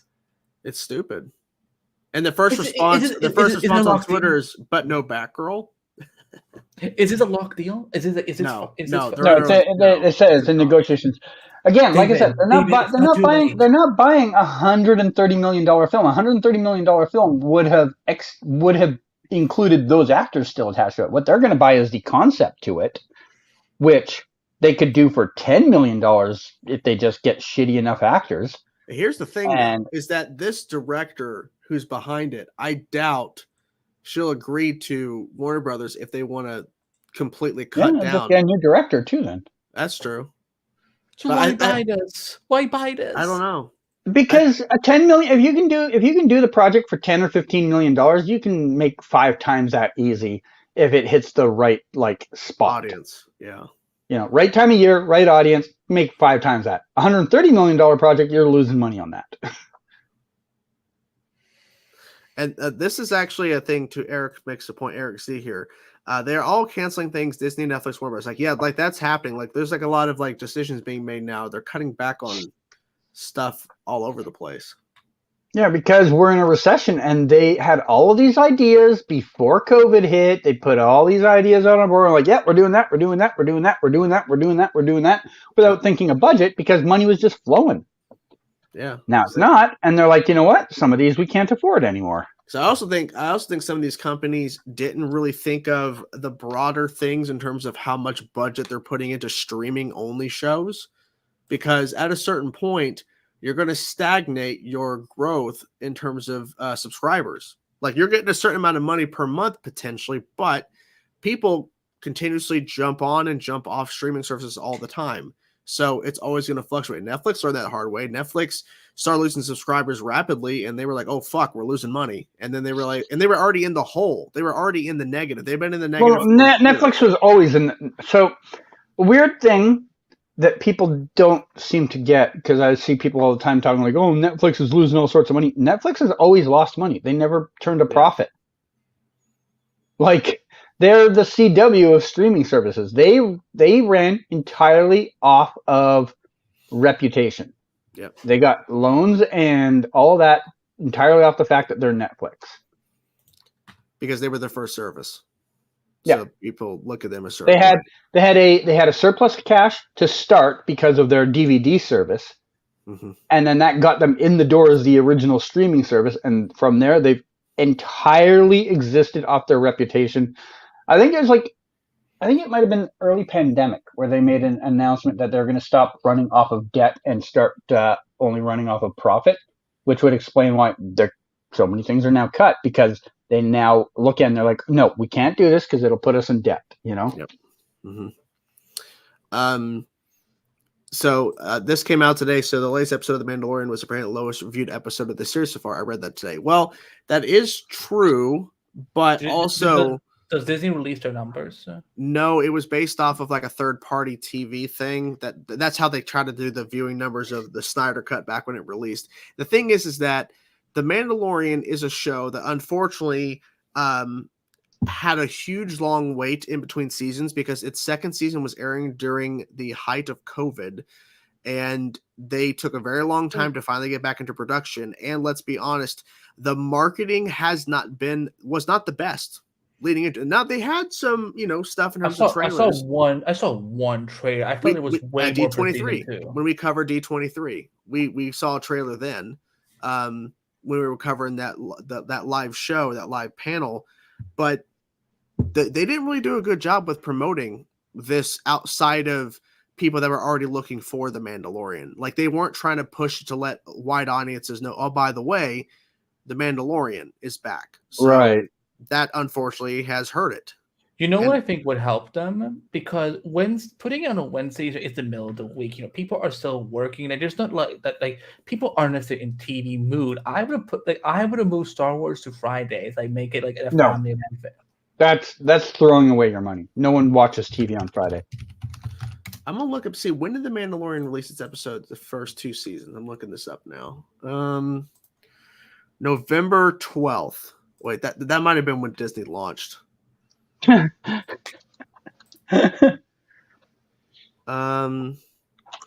2019. So when they first launched Disney Plus, they had an episode, but they dropped it on Fridays. So they had Friday releases during season 1. Season 2 in October, it was October 2020 is when they started. You said November 12th. Yeah, well, that's when Disney Plus launched. They had an episode, but then they had the second episode on the Friday, the 15th, and then every Friday since then. So it was a Friday release, but when Disney Plus first launched, they had an episode ready to go. So okay. Yeah, so season 2, they started October 30th, which was a Friday again, November 6th. Yeah. So interesting. This is the first time the show has been on a Wednesday. It's interesting because most of the mega streaming service shows and television itself all come out on Wednesdays. Wednesday is your hit day. Eric, I get your point, but the problem is The Mandalorian is not HBO, and The Mandalorian doesn't air on like somewhere you can watch TV. It's a streaming show.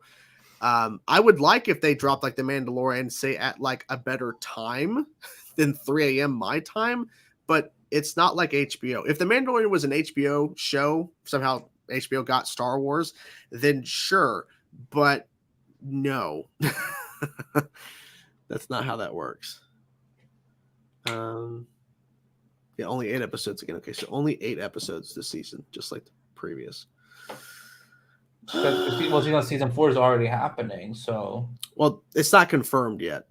He's written it, but it's not confirmed they're getting it yet. Let's be honest. This is the backbone of the Disney Plus like brand right now. They'll renew it. It's just not official. I bet they'll wait till after the season ends, or they'll have it at the very end saying season 4 coming, whatever. No, the end of the season will be like, tune in to whatever the next Star Wars series is. Well, that's what happened coming in whenever. At the end of season 2 of Mandalorian, they showed a clip. Yeah, it said the Book of Boba Fett thing. Yeah, Book of Boba Fett. So that's Ahsoka hasn't come out yet, right? That's probably the next thing they're promoting. They'll probably announce that officially at Star Wars Celebration next month. They haven't officially announced it, but I think Variety or Hollywood Reporter predicted in the same article they announced not Kathleen Kennedy, but Kevin Feige and Patty Jenkins' Star Wars films were shelved. They predicted Ahsoka was coming out in the summer. So, and I mean it's been done for a while in terms of shooting. I saw that Tom Cruise saw The Flash. I don't know how the hell he got to see The Flash. I guess I think David Zaslav allowed him to see it. I guess there's probably some people associated with a group that Tom Cruise is associated with that have their ways. Yeah.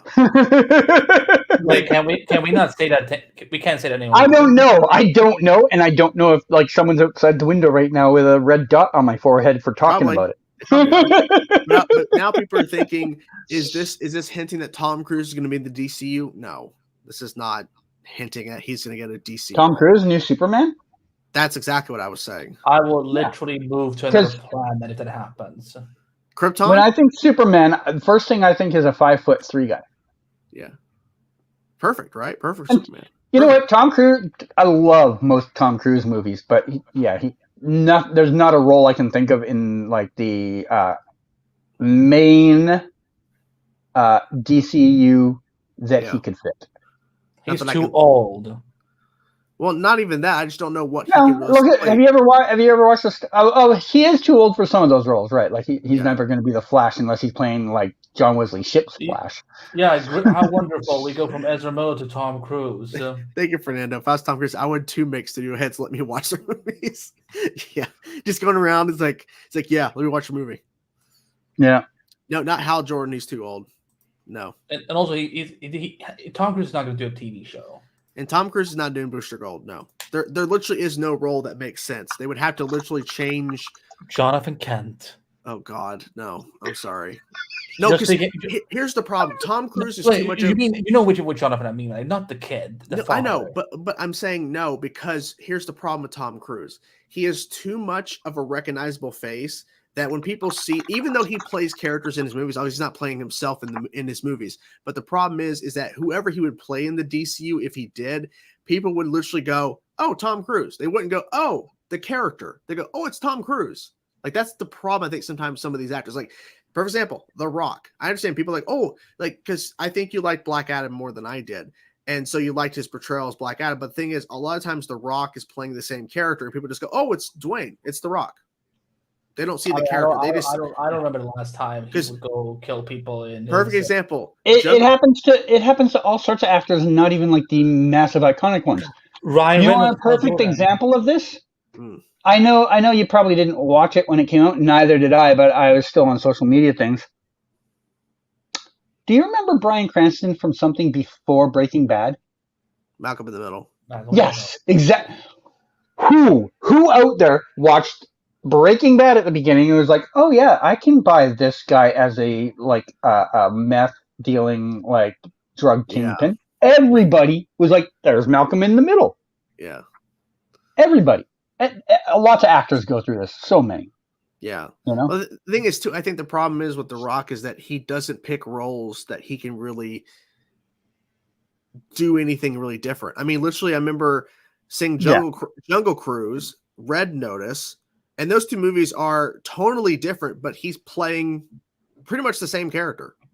Yeah. Like, I didn't really feel like he's playing anything. The only movie different. I ever saw The Rock in where I would say he legitimately wasn't playing an off-brand version of The Rock was Walking Tall. Yeah. I never saw The Tooth Fairy, thankfully. And Walking Tall is old, right? That's old. That was one of the first films he did. 2004. Yeah, that's way like now. It's like he just plays himself.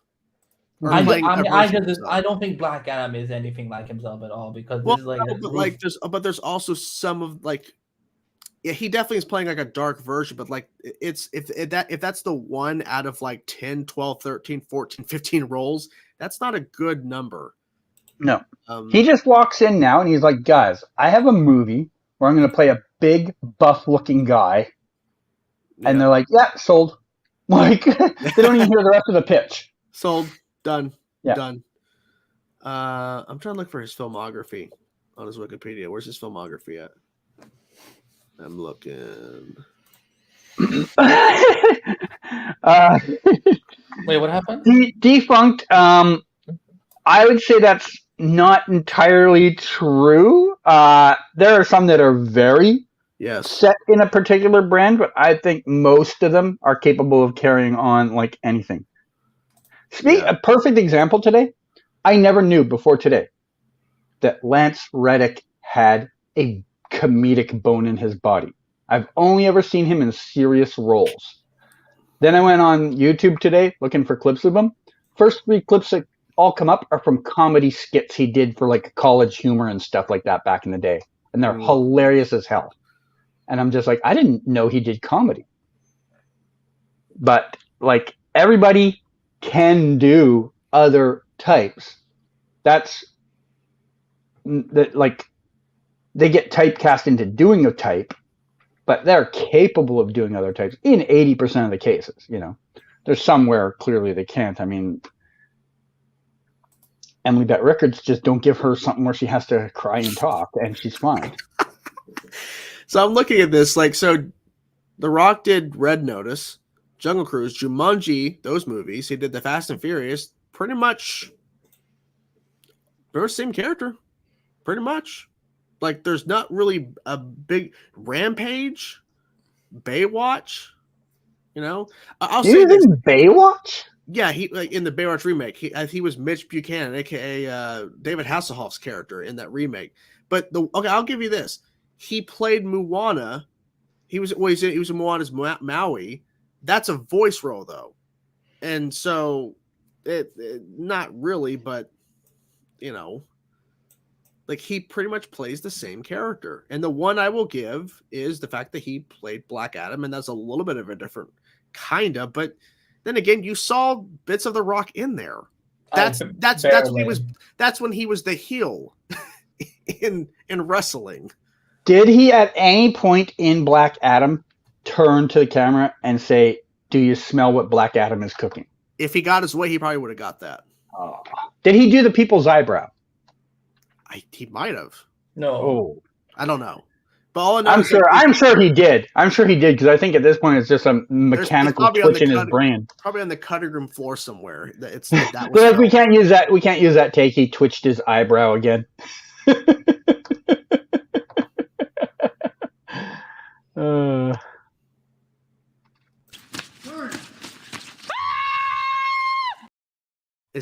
Was that The Rock whenever they offer him a role that isn't a version of himself? He panics. No, this is what happens.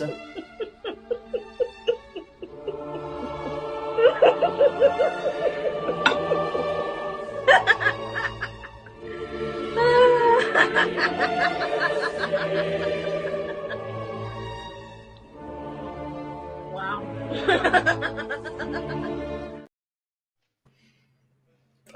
I just love that she was just live on Instagram eating a peanut butter sandwich, and then she just starts cackling out of nowhere. I do not know what that was all about. That's Raven Simone. It's a long. Raven Simone. I haven't heard that name in 20 years. Oh wait! You want a long? No. You want a long clip? Here's a long clip for you.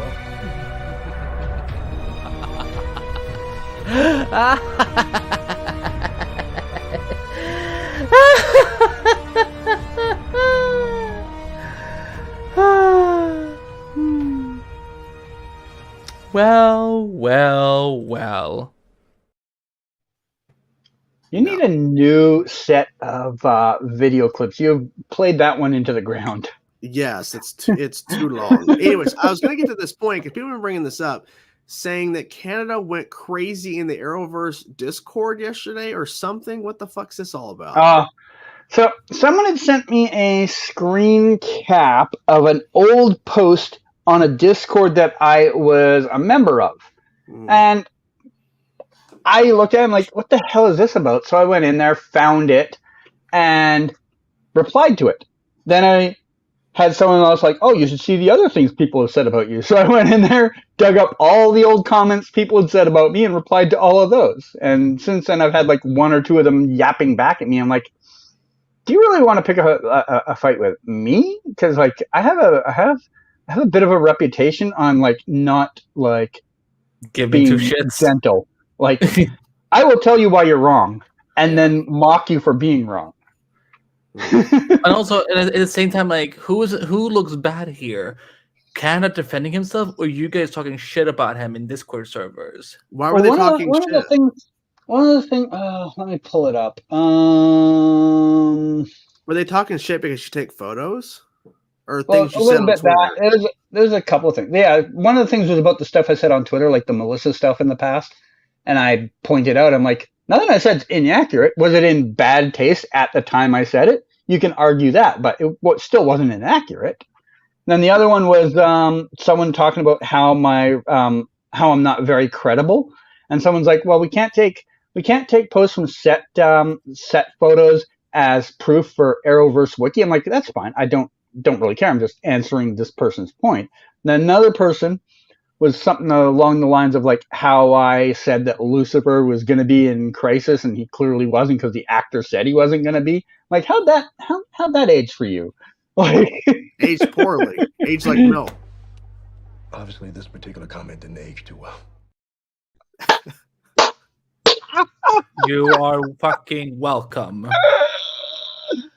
So I think the thing that got me the most attention though is I went on like a fucking like 200-word rant on one of the people about something, and like people took like offense to the fact that like I had the audacity to point out they're an idiot. But besides that, yeah. So when Arrowverse Wiki will seriously not credit you for things? No, and I don't have a problem with that because I too would understand you need to source to an official source for certain things. Like you would never see someone like Now, Arrowverse Wiki, I mean, they could if they really wanted to, because it's not like they're the fucking, like, Wall Street Journal. But they probably Wait a want to minute. hold them. But you know what they did? For all the characters that come from the series, so now they linked back to my screenwrite article about your tweet. I'm like, I'm not even the primary source. Jesus. But yeah, so I don't actually care about that. I was more replying to comments people had made, right? And like, I have no problem with them wanting to source what they consider a credible thing, because those are usually coming from places that have like an official announcement, you know? No, actually, there is they link to your episode 4, the episode 9 or 10 blog post. Okay, then I have no idea what they're talking about. I still don't care. But like I said, most of this was me just replying to some old posts because someone had dragged me in to like, hey, did you see this thing? And I'm like, ugh. Yeah, the original post was someone actually tweeted, or didn't tweet, made a Discord post way back on October 22nd of 2022. And it was like, Canada Graphs is not a reliable source. And it was in response to my pick of Red Death. So I replied back, and I'm kind of like, sorry, let me find the original post that got this all started yesterday. I replied back like, I know this is late, but I really check in here, and someone sent me a screen cap of it, and I went, I think I'm in that group. So let me just say, you're incorrect. You can dislike what I say, but I never report something that's inaccurate. There's so many things I know about shows I never comment about because I can't confirm them. Only things you ever see on my blog is things I can confirm. And this started just a snowball of stuff. Someone was like, all right, who's the snitch? Also, what's up, bro? I see your streams in Endless Multiverse. Someone plugged you guys. So I replied, one of the people replied, to be fair to him, he's not saying you're unreliable as a source of information in general. He's saying the blog post of a photographer doesn't qualify as a reliable source for a wiki article. They have a policy of only allowing official mainstream news sources to be used, which is funny because you just said that's wrong. Yeah, and also they listed the Flash podcast on their wiki page. Which so they talked about in this multiverse in this Discord. What? Yeah. What Discord is this? Arrowverse Wiki. Barrio Caprio wants to know: are you playing GeoGuessr tomorrow? I have no. Oh, tomorrow in the morning? Yes, before the Rainbolt tournament. I almost always do. Yeah. I'm gonna post your Twitch link in the chat. He's almost at 200 followers, so go follow him if you want to see him play GeoGuessr tomorrow. Which that would probably be in approximately 12 or 13 hours. So then a couple more people replied, and then this one guy who got into this is the one I really got into an argument with, goes, even beyond policy, set photos are not an immediate bit of info, not really. And I can't remember how I replied to that, or someone the tweet after that. I keep calling them tweets, you know what I mean, though.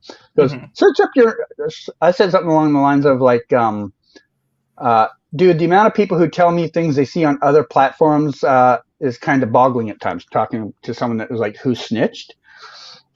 And I'm like, a couple other things. And I'm like, I'm sure I've been referenced in here before and I just never like paid attention.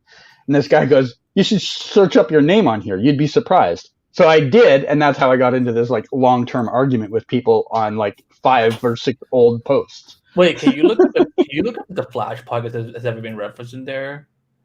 Sure. I can't find a link to get into the Arrowverse wiki. I found one for DC TV. I'm in DC TV now. Yep, you guys have been mentioned once. Boy. It's just a link to your article. And do they say anything about it? No. Well, let me see what the history around that time would have been. So this was back August 23rd, 2022, they linked to a Flash podcast interview, exclusive Stargirl Breck Bassinger on possible crossover. And then they gave a quote from it underneath. And then people just replied like, about time, why do people not like Jeff Johns, blah, blah, blah, blah, blah. But no one followed up with like a comment about the post, really. that I can see. Has my name ever come up in that Discord? Probably. Let's be honest. If you report on the show, you probably have at some point. I don't know if they're talking about me. Like, if you're linking back to my...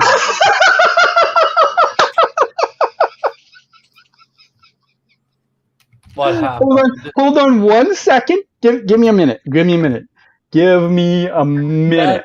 That laugh was funny. Just give me a minute. Give me a minute. Give me a minute. Okay. Barrier says they called you Canadian TMZ. They did call me that, and I'm like, guys, if you think what Canada is TMZ, you don't know what a paparazzi actually is. Right? I know. All right, I'm gonna DM this on Twitter to Andy, and then he can bring it up. This is the first thing that came up when I just typed in the name Andy. I didn't even put in your last name, just Andy. Okay. Just sent it to you now.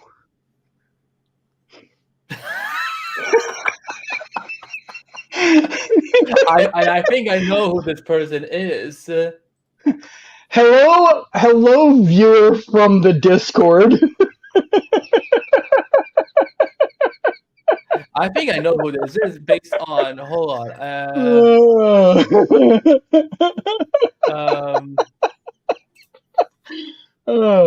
I think I know who this is. I think if I can spell his name correctly. I'm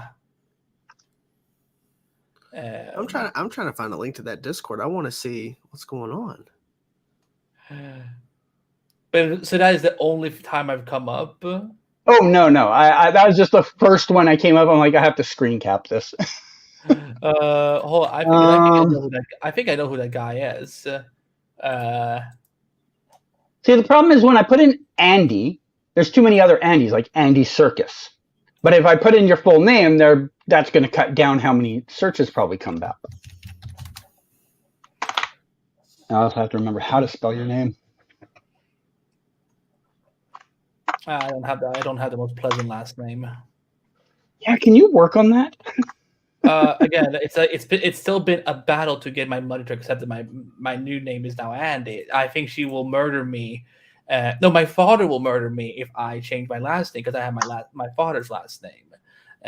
Okay, let's see. A tweet you made. You only come up twice. Very disappointing. Yeah, actually. And they're both tweets you made about Stargirl back in the day. Oh, so my Stargirl coverage has mattered to these people, but not my Flash coverage?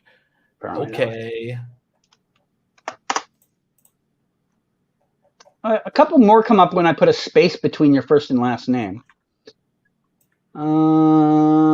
Okay, those three I already saw. What's this one? Another Flash podcast interview from June 28th, 2022. That must be And then a YouTube video. Something talk about Jordan Calloway talks painkiller backdoor pilot. Oh yeah, he was a fun interview. So all the things about you are all just linked things. No one talking about you. I mean, it's nice if people are happy with me. You know, I don't know what's going on. I mean, I kind of understand, but there's like in the YouTube Reactor Discord, there's a lot of shit going on right now. What do you find? I'm going to let you guys go for like a minute. I just go to the washroom. Okay, go for it. So essentially, not to get into too specifics, because I don't know how much I think this is starting to get public, but there's a lot of like copyright issues hitting reactors who react to anime. Like I saw something about that today, actually. Yeah, there's a lot going on. There's companies going after Patreon and basically taking down posts and videos and shit. I think somebody or multiple people have their Patrons completely like I don't know about terminated, but they're locked. Like they can't do anything with them right now because of the copyright problems they're being hit with. It's there's a whole discussion happening. I don't fucking know. Luckily I don't react to anime, and I definitely don't want to now because I'm like, my God. I've never taken you for an anime guy. Honestly, I wouldn't even like. I think it's. I'm gonna put in the private chat for CD when he comes back. I think it's this guy who's letting us know. I want to try to get a link to fucking that Discord server, but I can't find one. I found one for another one, but I can't find one for that. Oh well, just wait till CG comes back. I mean, I'm sure you can. He can probably just. Yeah, I'm looking for a link. I love it. This has probably been our most dramatic episode in this multiverse. You what a perfect timing for a 50th episode. We bring the drama. Yes, and I mean, my Discord isn't full of 12 years old. We have some people who actually talk about a lot of variety of things in my Discord. That's pretty cool. What am I being tagged in? Oh, good lord! Got it. Stranger, what did you do now? Uh-oh. Uh-oh. Oh, this is when I had to like say that I likes the metal or something. Probably. Who doesn't? I mean, let me see. Oh, so people can clip things now, like kind of like on Twitch. Fair enough.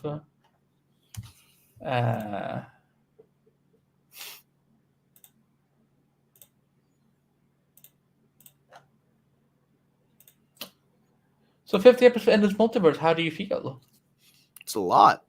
It's a lot. We've covered a lot of stories over this time, and we've, I think you did good. You've done good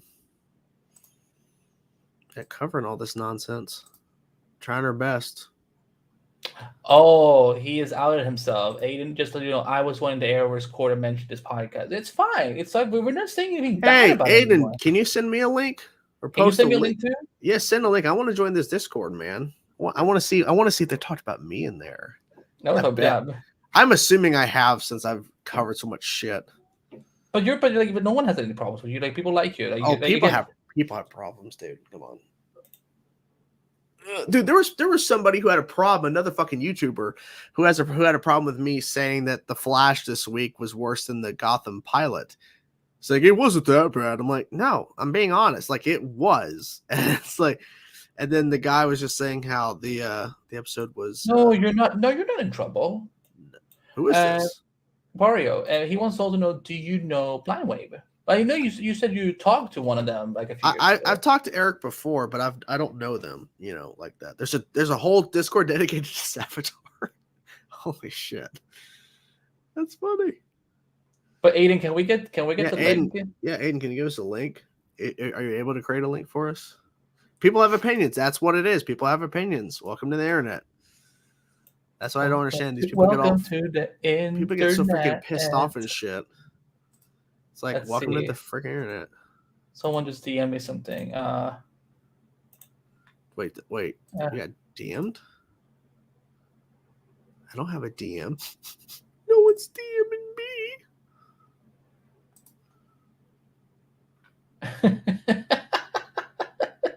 They're talking about us.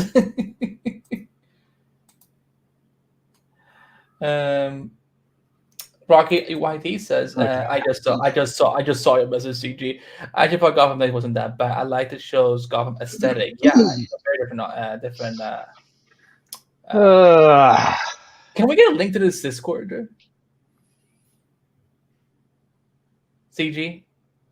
I'm not going to give it because I'm not going to cause more drama, but clearly someone in the chat is there, so maybe one of them will privately message you. Aiden confessed. Yeah, Aiden, can you direct message? Well, someone else from, like, I'm not a regular there, so I'm never going to be the guy that's going to be like, here, everybody come to this server. Like, I would only do that if someone gave me that permission. I can't remember how I got the permission. Someone sent me the link, and I was like, I'm probably never going to post there, but sure. Like, I've got an entire tab. Like, you know how on Discord you can create tabs of other things? So I have an entire tab full of just, like, DC type channels. I post in each of them maybe, like, once every 6 months. Aiden, by the way, Chesa, don't take offense to this, but you're actually in the same tab as them. That's fine. I mean, I only check my Discord if it comes like Ben 10 stuff or if I'm tagged in something, because there's people that ask questions, but like my Discord's there for people to kind of chat and do whatever. Thank you for sending me a link on Twitter. Yeah, send me a link too. Yeah.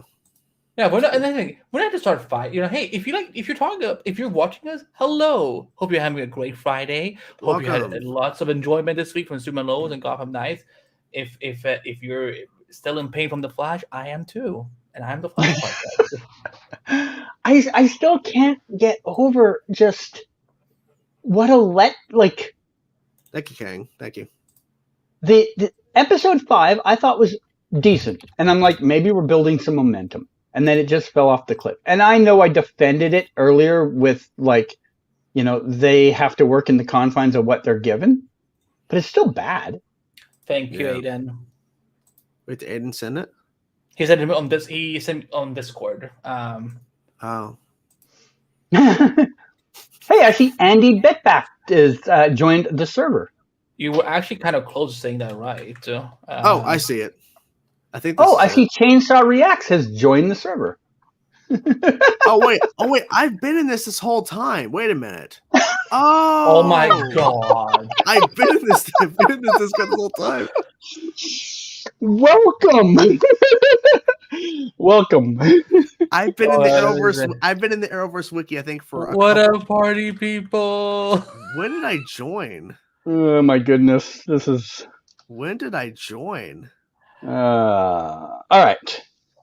So we got that drama out of the way. We can move on to the more important topics. Like I don't even know what. I mean, I don't know if I've done something wrong. I just said, "What up, party people?" No, like I said, I looked through the thread and I didn't see any references to you outside of links to your articles. Somebody linked to my interview with Aja Chow. We're live on YouTube. What up, squad?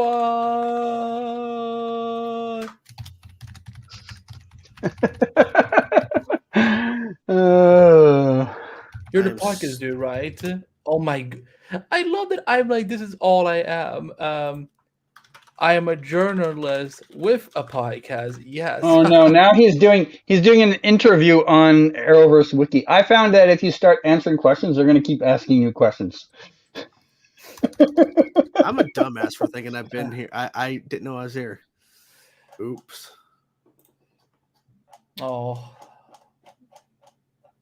I'm a dumbass. Now you're gonna get all these questions, and they're gonna be like, "Oh, do you know this?" I mean, get it. You know what? Good advice. I'm closing this. I'm closing this tab right now so that I don't read anymore. I don't want spoilers. Jesus. You guys are going to spoil things for me. I can't believe that I've been here enough. They will absolutely keep asking questions. Wait, how can I get... I want roles. How do I get roles in this? You can ask questions, but I can decide whether or not I want or can answer. Completely unrelated to any of this. How has the weather been for you guys? Because we're going through a bit of a heat wave here, and I'm now sweating in my room, and it's like 9:00 at night. It was windy today, so the snow has melted again now. Okay. But no heat wave yet. Yeah, it's like plus 15 here today, which is way above our average right now. And during the day, I was kind of like, it's a little warm, but right now it's like very warm. Like I'm sweating in my room.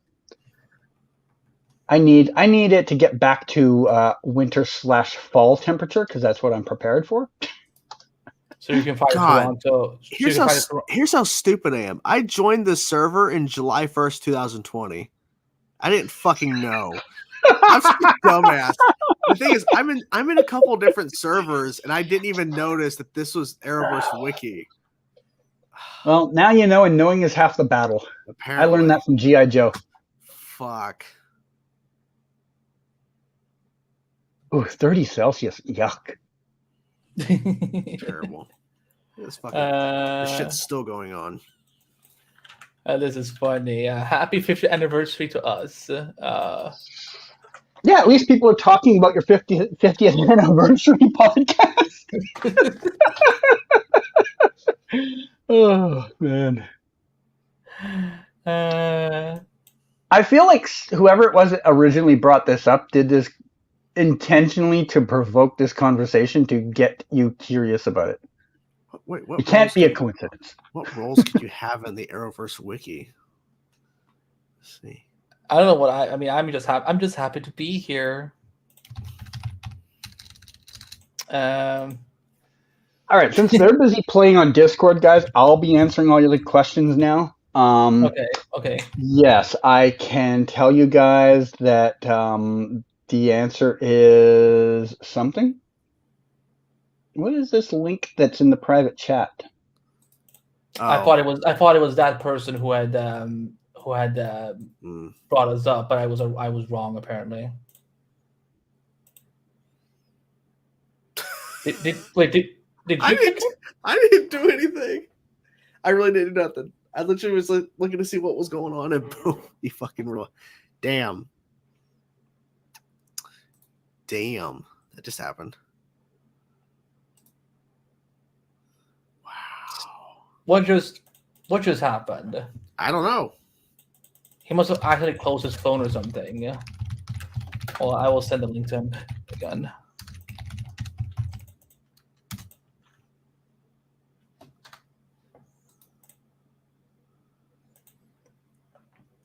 Oh yeah! Oh yeah! Happy 50th! Happy 50th. What did you do? I didn't do nothing. So when I was in the private chat, I guess I hit the wrong button and tabbed myself completely out of it. And then I was having trouble getting it because I'd sent you a couple of DMs since then, so they were buried above my thing. And I couldn't scroll up, so I had to physically take the phone off my thing, go like this, to get back to this.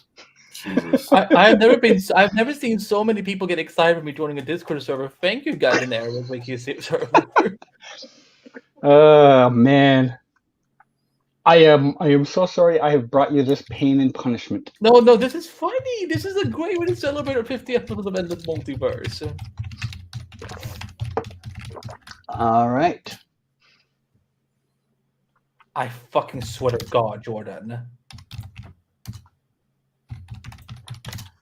I will literally unfriend you if this happens. I like how you're typing that when I can hear you. Do I even want to know? I said that Andy will only get the Legends of Tomorrow role in the Arrowverse Wikipedia. Bad boy. It's my fucking channel. Go away. It's our show. It's my channel though. Hosted on my channel. Come on now. Sponsored by Multiverse of Color. Sponsored. Happy. So 50th you guys have a week off from the Flash to recoup from that epic episode. Oh, look at that! I got access to Arrow, Flash, and Supergirl. Nice. What do you get every? Wow. I asked for it. It's okay. They know who the star of the show is.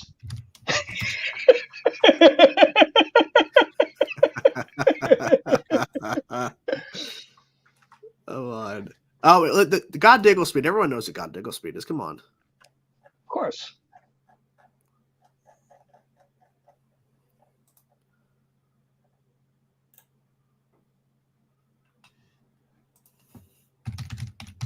Look at my beautiful Photoshop.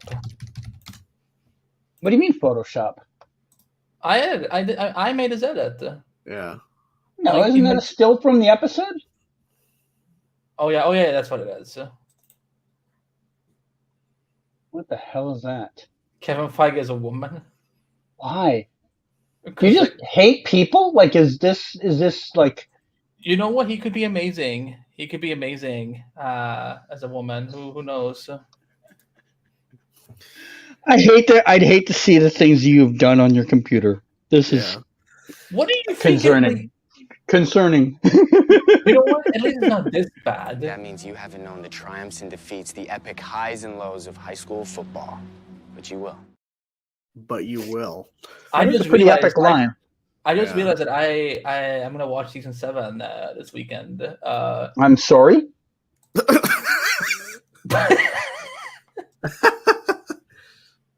I got the screening for the first 3 episodes, so Have you filed a police complaint about this harassment?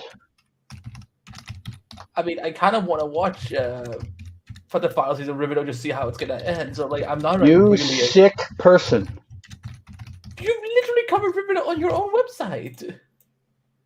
Doesn't mean I was happy about it. Ah, shit. Alex Garfield was literally outside my house earlier today. What? He's posting photos on Instagram, and this post is like a block from my house. Damn. I do have to get up early tomorrow morning. I do have stuff going on, unfortunately, so I think we need. Oh, Mr. Important has things to do. Yep, sure do. Got things to do. Got to be up. So do I, actually. Yes. So we want to thank you guys for joining and being a part of our 50th special episode covering Shazam, having Canada here, being the only writer for The Flash Season 9, Episode 6 episode. We hope you write more episodes, sir, based off your glorious contribution to The Flash. I am hoping to get the call for some Superman and Lois episodes. I'm seeing some really promising ideas with the Lang family. And yeah. Hi, Arrowverse Wiki. Hello.